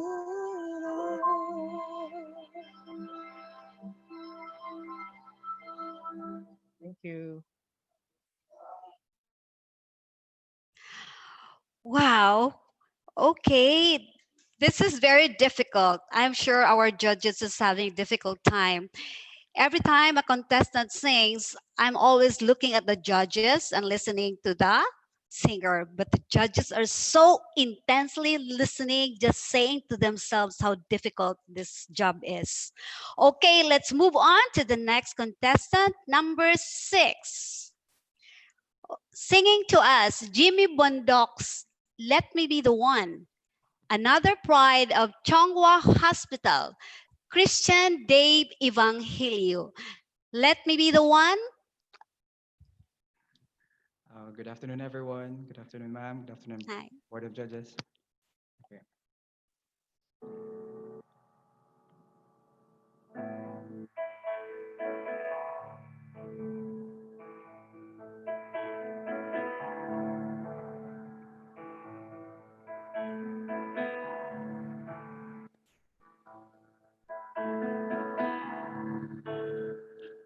Somebody told me you were leaving, didn't know.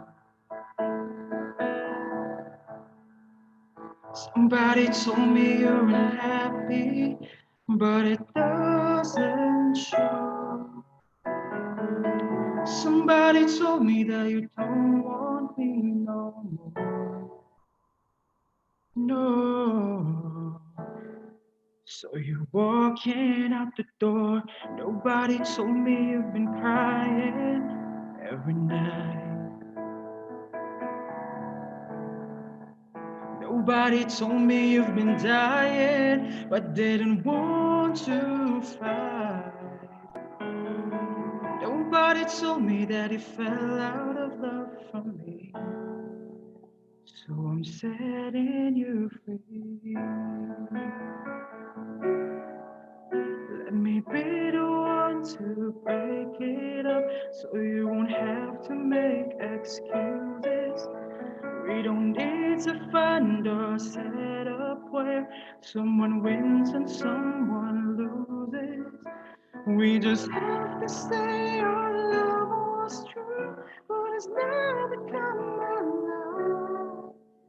So I'm telling you, I love you one last time. And goodbye.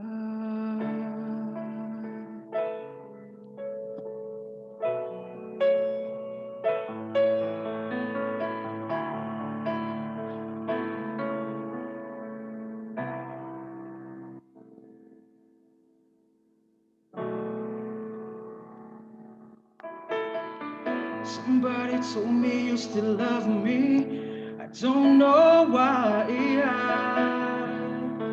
Nobody told me that you only need a time to fly. Somebody told me that you want to come back when our love is real again.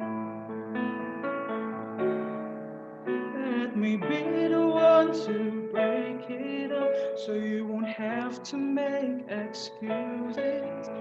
We don't need to find or set up where someone wins and someone loses.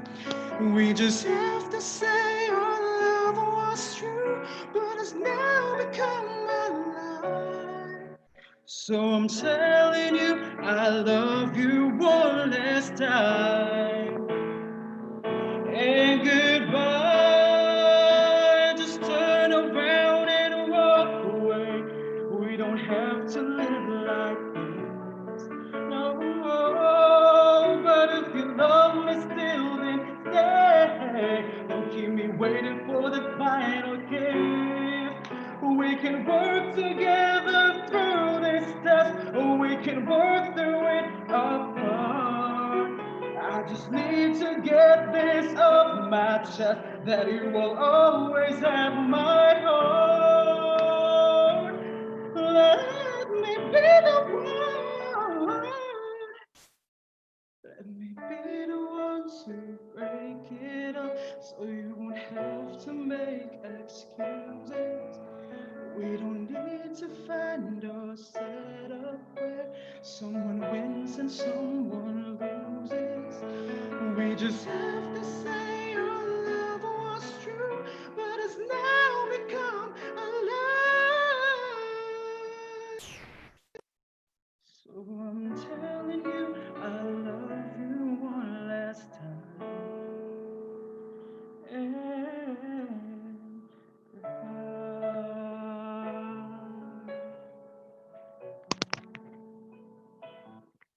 thank you so much. Thank you, Christian. So cool. Okay. And we're down to the last two contestants. We're down to the last two contestants. Thank you. Thank you, Christian. Okay, contestant number 7 is another powerful singer who intends to power up some more with his song from James Ingram, Just Once, from Lear Corporation, Bonifacio Rubia Jr. Hello, everyone. Good evening. Mr. Hi. and the Board of Judges, good evening.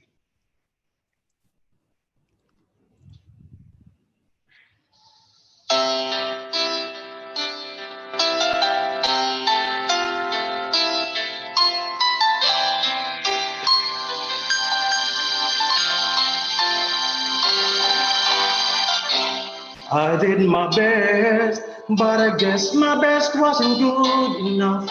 'Cause here we are back where we were before. Seems nothing ever changes.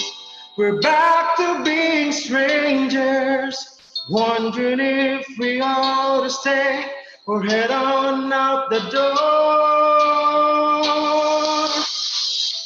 Just once, can we figure out what we keep doing wrong?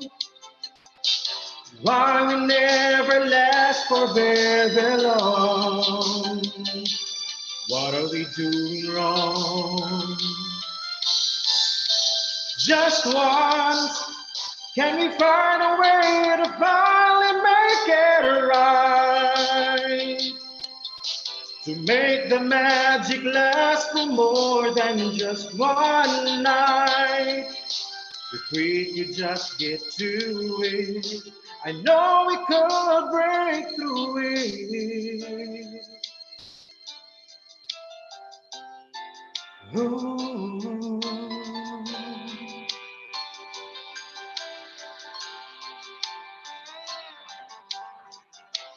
I gave my all, but I think my all may have been too much. 'Cause Lord knows we're not getting anywhere. Since we were always blowing whatever we've got going. And it seems at times with all we've got, we haven't got a prayer. Just once, can we figure out what we keep doing wrong? Why the good times never last for long? What are we doing wrong? Just once, can we find a way to finally make it right? To make the magic last for more than just one night. I know we should break through it if we could just get to it just once. I want to understand why it always comes back to goodbyes. Why can't we give ourselves a hand and admit to one another that we're no good without each other? Take the best and make it better. Find a way to stay together. Just once, can we find a way to finally make it right? Whoa, to make the magic last for more than just one night. I know we could break through it if we could just get through it just once.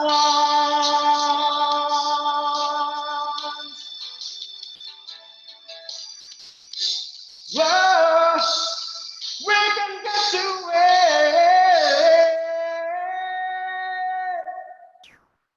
just once.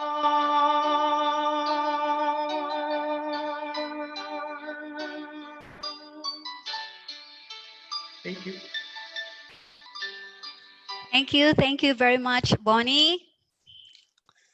Whew.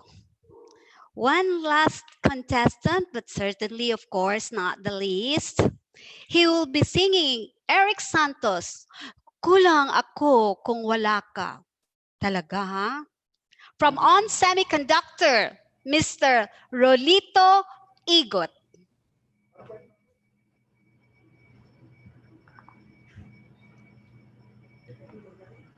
Hi, Rolito.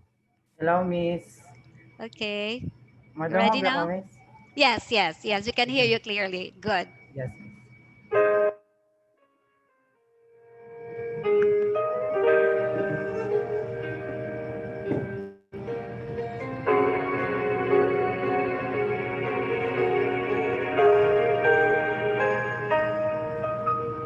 Kulang ako kung wala ka. Di ako mabubuo, di kita kasama. Nasanay na ako na lagi kang nariyan. Di ko kaya mag-isa, puso ay huwag bigyan. Kulang ako, kulang ako,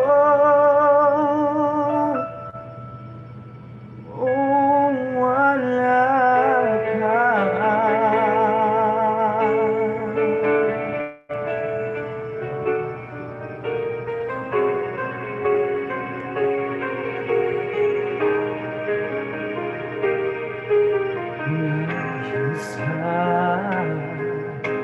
Sa bawat sandali, tila ba biglang nahati ang aking gabi.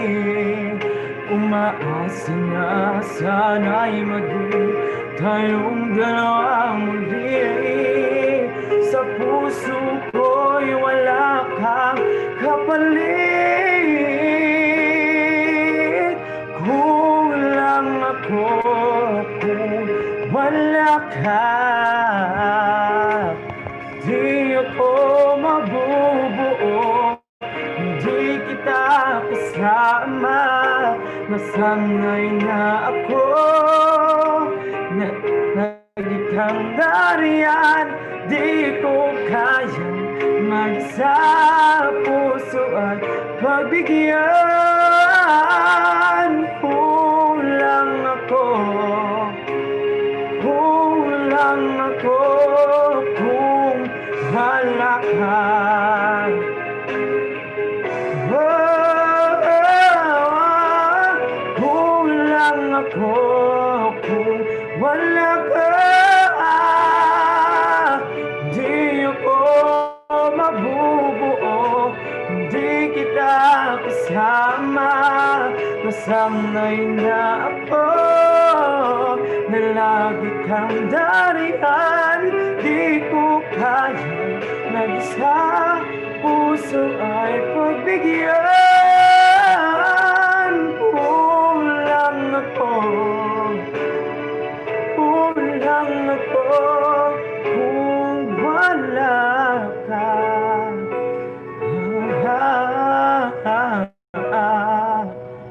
Kulang ako, kulang ako kung wala ka.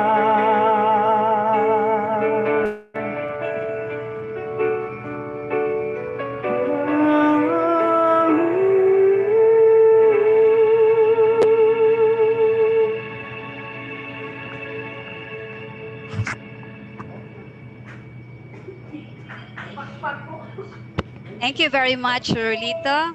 And thank you to all the semi-finalists. What a great performances they have. And I'm sure the board of judges will have difficulty. Okay. Are the judges going to disappear right now, I think? Okay. So to everyone, thank you so much. And to the 8 semi-finalists, you did very well. What a performance. I can hardly breathe from start to finish. I stopped breathing since contestant number 1. I'm glad it's over, so I can breathe now. Okay, so what are we going to do next here? Do we have some another sponsor, Mom? Are we going to show a sponsor? Okay.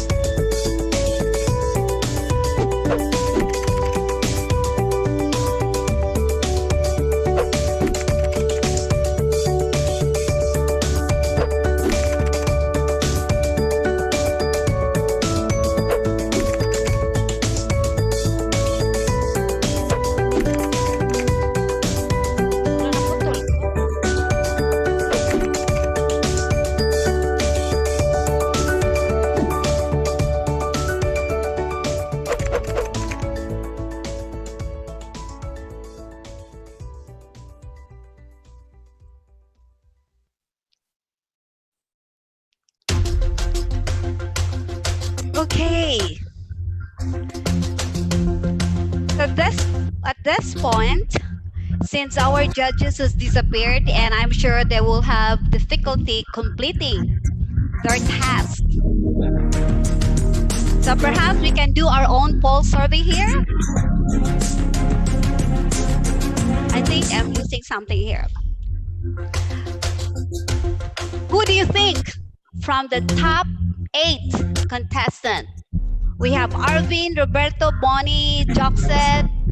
We have Rolito, Christian, and Arvin. And who else is this one? And Chris. So from the 8, who do you think?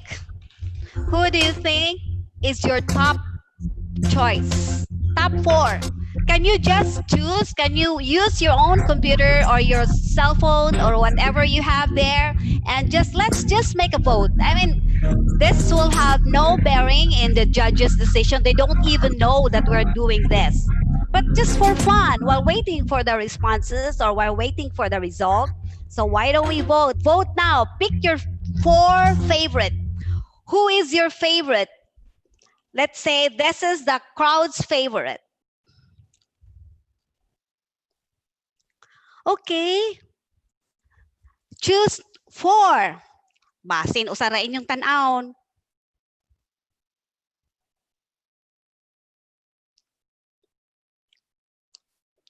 Okay.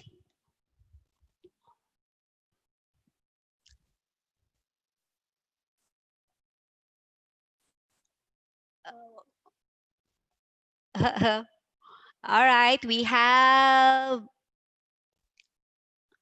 remember this has no bearing what with whatever the judges will have. They're going to choose top 4 to move to the final round. So sa ato sad here, sa atong game, sa atong kita-kita lang, you also have to select 4. 4 ha? Choose 4. Basin usa lang para usa ra gyud. Top 4 man.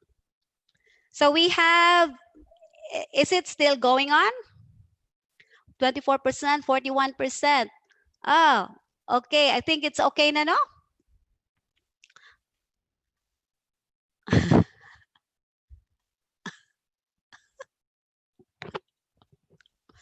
Okay, okay. Let me share the results to everyone. Can they see this? Okay. Did you see that?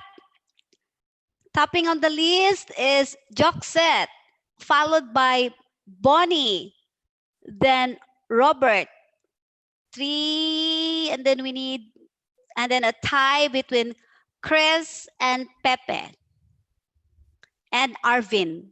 Triple tie. Saka ano kung if this will be true nga na ay triple tie, pakantahon sila gusab. So anyway,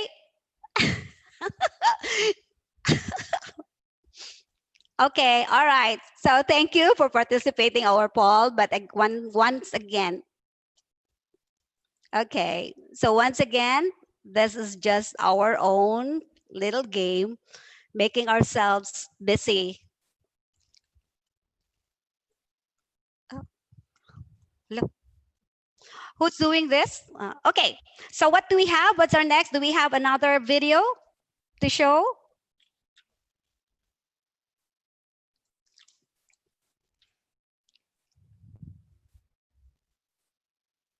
Can we just show here? Okay.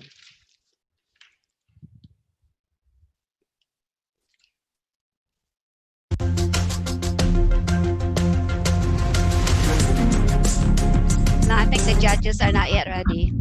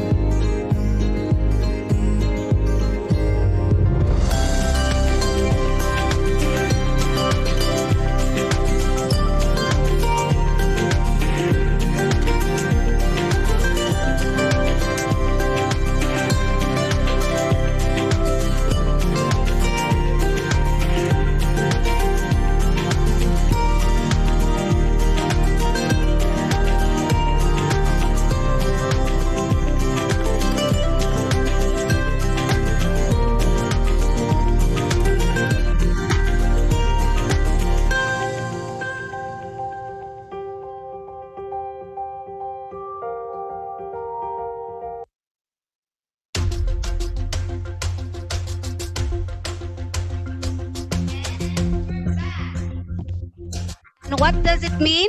Meaning we're ready to announce our 4 finalists.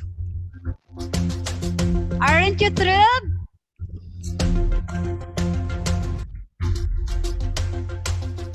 May I request the 8 semi-finalists to start your video? Start video along with the judges.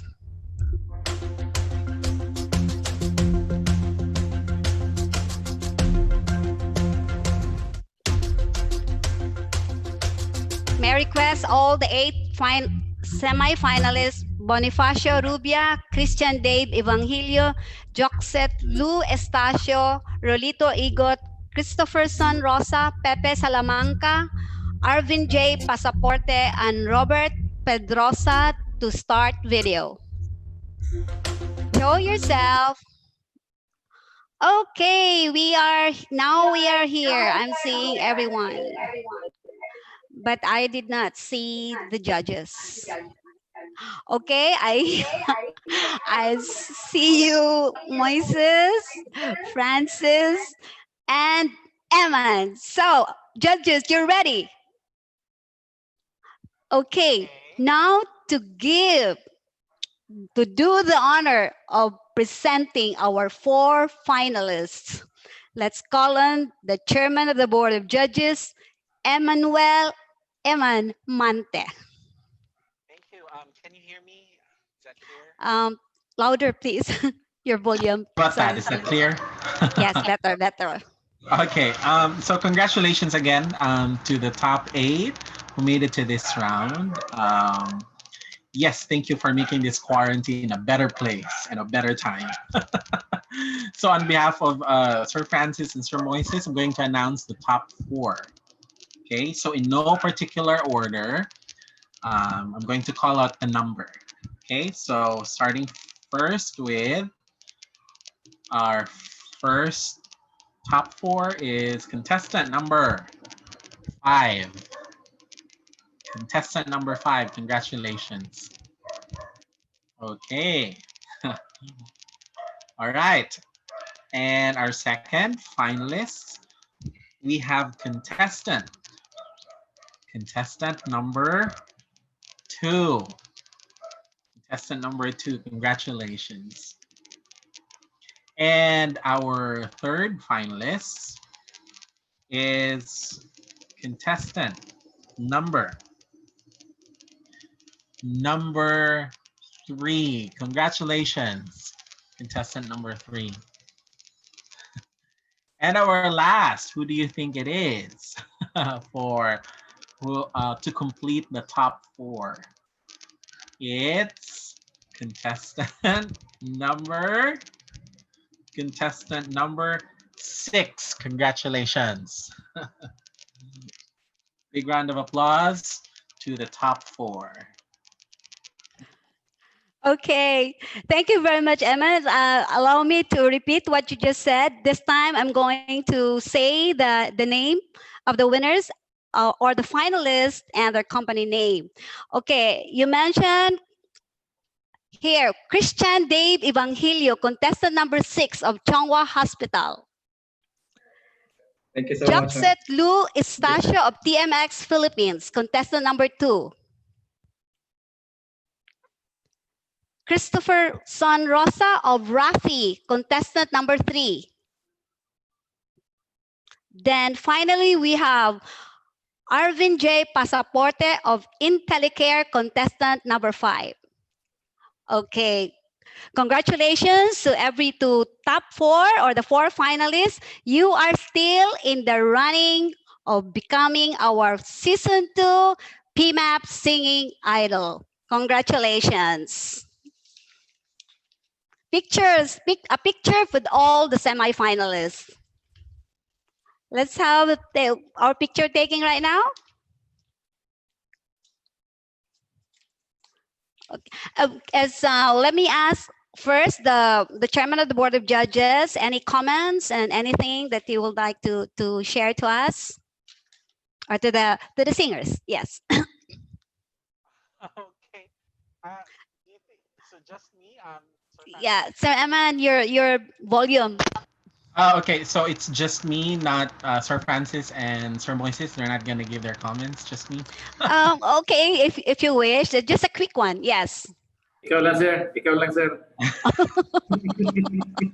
Okay, for Juxet, you have a very nice tone, but I also think that your voice would demand a particular song. So if you want to improve your performance, try to choose a better song for your next performance. For Christopher, contestant number 3, well, you're an intelligent singer. You're very into the R&B kind of genre. But of course, the next performance would like to see something unpredictable that would also show the versatility of your voice. And then if you would be able to project that on the next round, then I'm sure, no question, you're going to be number one. So that's a challenge for you as well. For number 5, Arvin, try to not put your mic too close to your mouth. That's the number one anonymous comments among 3 judges. So that we can see naman that you can really sustain the notes, but try to add more creativity, but by not overdoing it at the same time as well. And then be very mindful of diction as well, diction and intonation. That's very important because if you have these two, then that would also create a quality of your voice. And then for Christian, it is a performance I really love the most. He was so relaxed and he was so prepared, and the dynamics is there. So that's why, congratulations. That's all. Thank you, Sir Aman. So I hope you were listening to the comments that was given to you because that would help you as you compete for the final round. So remember, there will only be one champion, but of course we will have first runner-up, and then the 2 others will be consolation prize. For now, maybe we can take picture. Avengers, can you start your video and we'll have picture taken? Kita may mo picture. Sige, asa man ka? Okay. Okay, ready? Ready? Ready, 1, 2, smile. One more. Na may ganahan magwaki. Ready, 1, 2. Okay. Okay, thank you very much to everyone.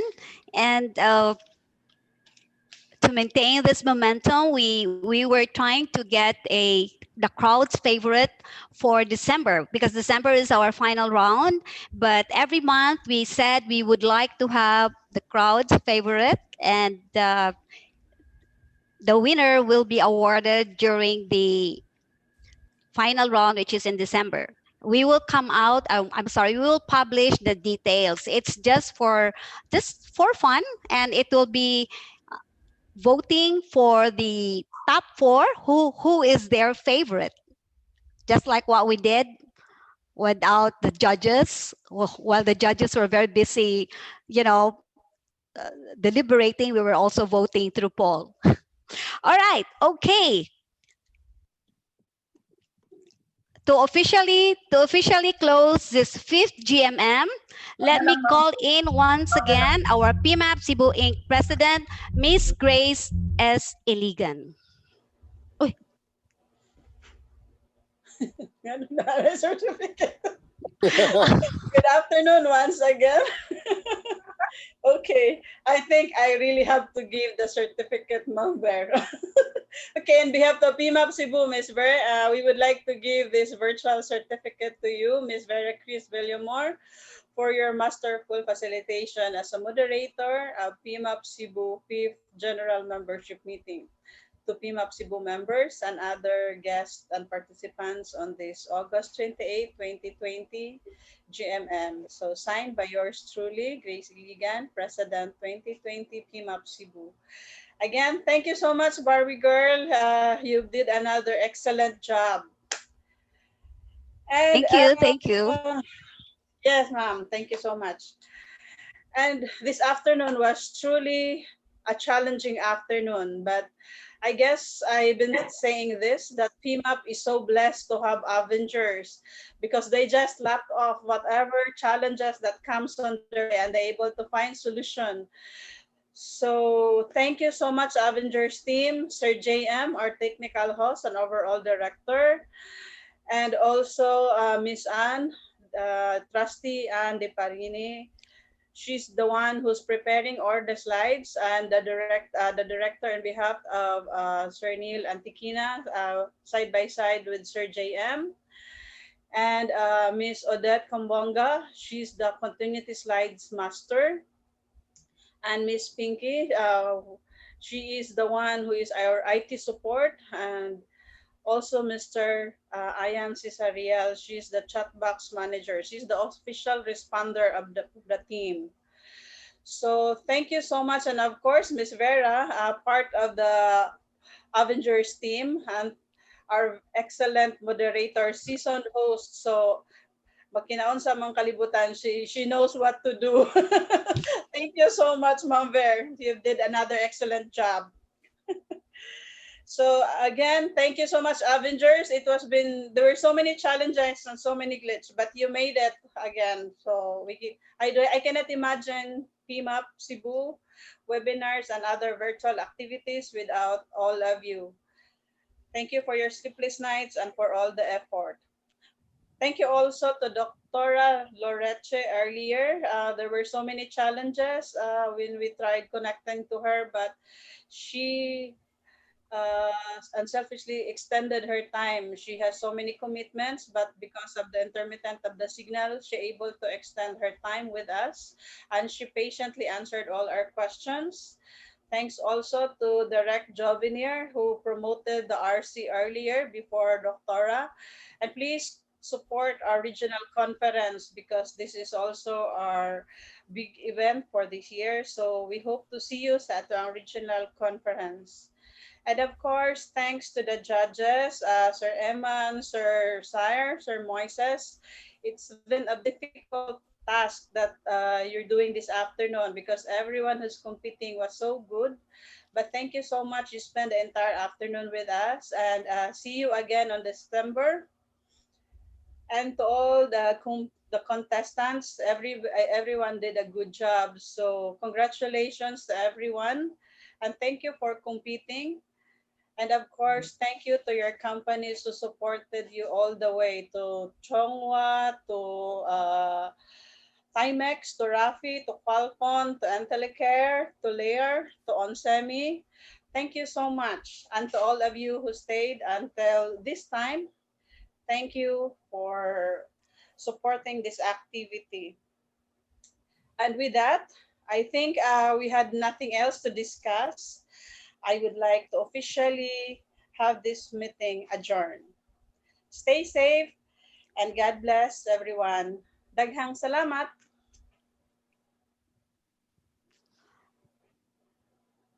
Okay, for updates of our upcoming events, GMN, and free webinars, here are all our social media accounts. We are now present on Facebook, Twitter, LinkedIn, Instagram, and YouTube.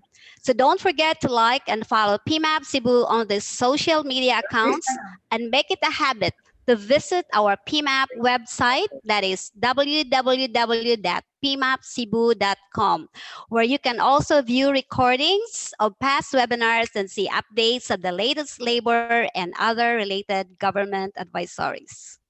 Once again, we would like to thank you for joining today's GMN and hope to see you again, and to all our sponsors, and hope to see you again in our future events. This is Vera Chris now signing off. Arte yun, oy.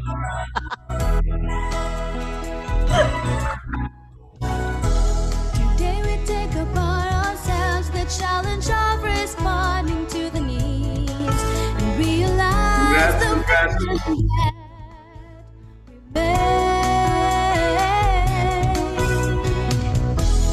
Transforming human capital embracing all that's new. It's the dawn of a boundless age. It is a quest to rise above the rest, empowered by our drive to succeed among the best. Our customers come first, great service all the way. Let PMAP show us how.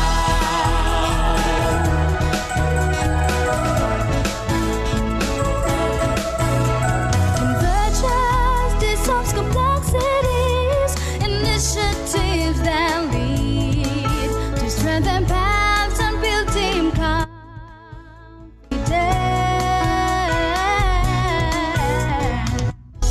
Communication at the core, unlocking all potentials to become the finest that we can be. It is a quest to rise above the rest, empowered by our drive to succeed among the best. Our customers come first, great service all the way. Let PMAP show us how. It is a quest to rise above the rest, empowered by our drive to succeed among the best. Customers come first, great service all the way. Let PMAP show us how. To rise above the rest, empowered by our drive to succeed among the best. Our customers come first, great service all the way. Let PMAP show us how.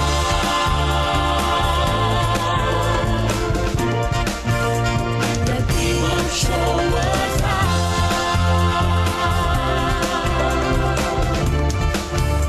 Let PMAP lead us there.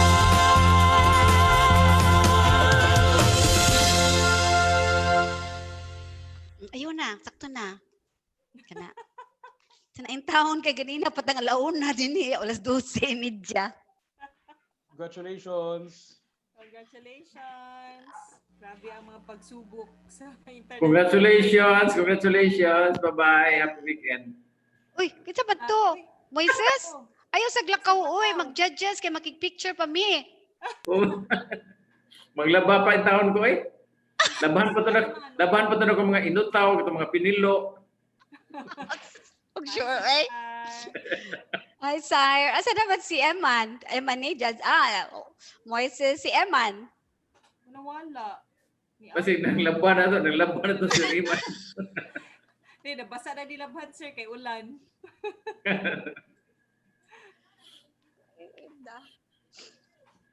Mura ba ako ni stop akong background? Ay, kay mura, ano na? Gikapoy na gani akong background, oh. Ay, congrats. Ay, congrats. Congrats. Lisod kayo, sir, Eh? no? Oh, lisod eh. Ay sila, no? Maigit sila. Promise. Wala gyud ko di ginhawa. From start to finish. Nindot kay nga tuan choice, Rhino. Oh, ay, biliba ginako nato eh. Lagi. Kadaog yun sila. Kadaog yun. Wala na si Sir Eman. Dila ko si Eman? Murag din ako siya makitaan sa kuan na. Kanana ako sa Akong tawag kay da. Okay na ako. Tawag ka. Ikaw na. Ikaw na, sir. So, Kisa? when kani atong finals animes, no? Sa December or November? December. Para maghibo ta og crowd favorite kunuhay para Miss Bear. Yes. Palayo na ko kuanting ali katong mga finalist ba pag advice. Katong i-benchmark to nilang gihimo ni Rafi o katubang naa siya sa speaker dire. Oh, niya dako ang iyahang speaker na ay base nindot to siya. Nindot kay dating madungog ang iyang accompaniment. O bisan pag wa sila magamit og microphone nga kuan, pero tungod kay ang iyang accompaniment na reskillet, dako ang iyang speaker. Kuan ang mixing ba sa between the voice and the accompaniment, okay kaayo. So at least benchmark to nila ba para walay makalamang kibaw sila tanan. Unsaon. Kay kato sa kuan ako nakita nindot man to kang kuan kang kuan pero nahibong ko ba nga ang iyang speaker na siya atubangan pero muwa man ang iyang accompaniment kay si Jokset, tong Oh, babae.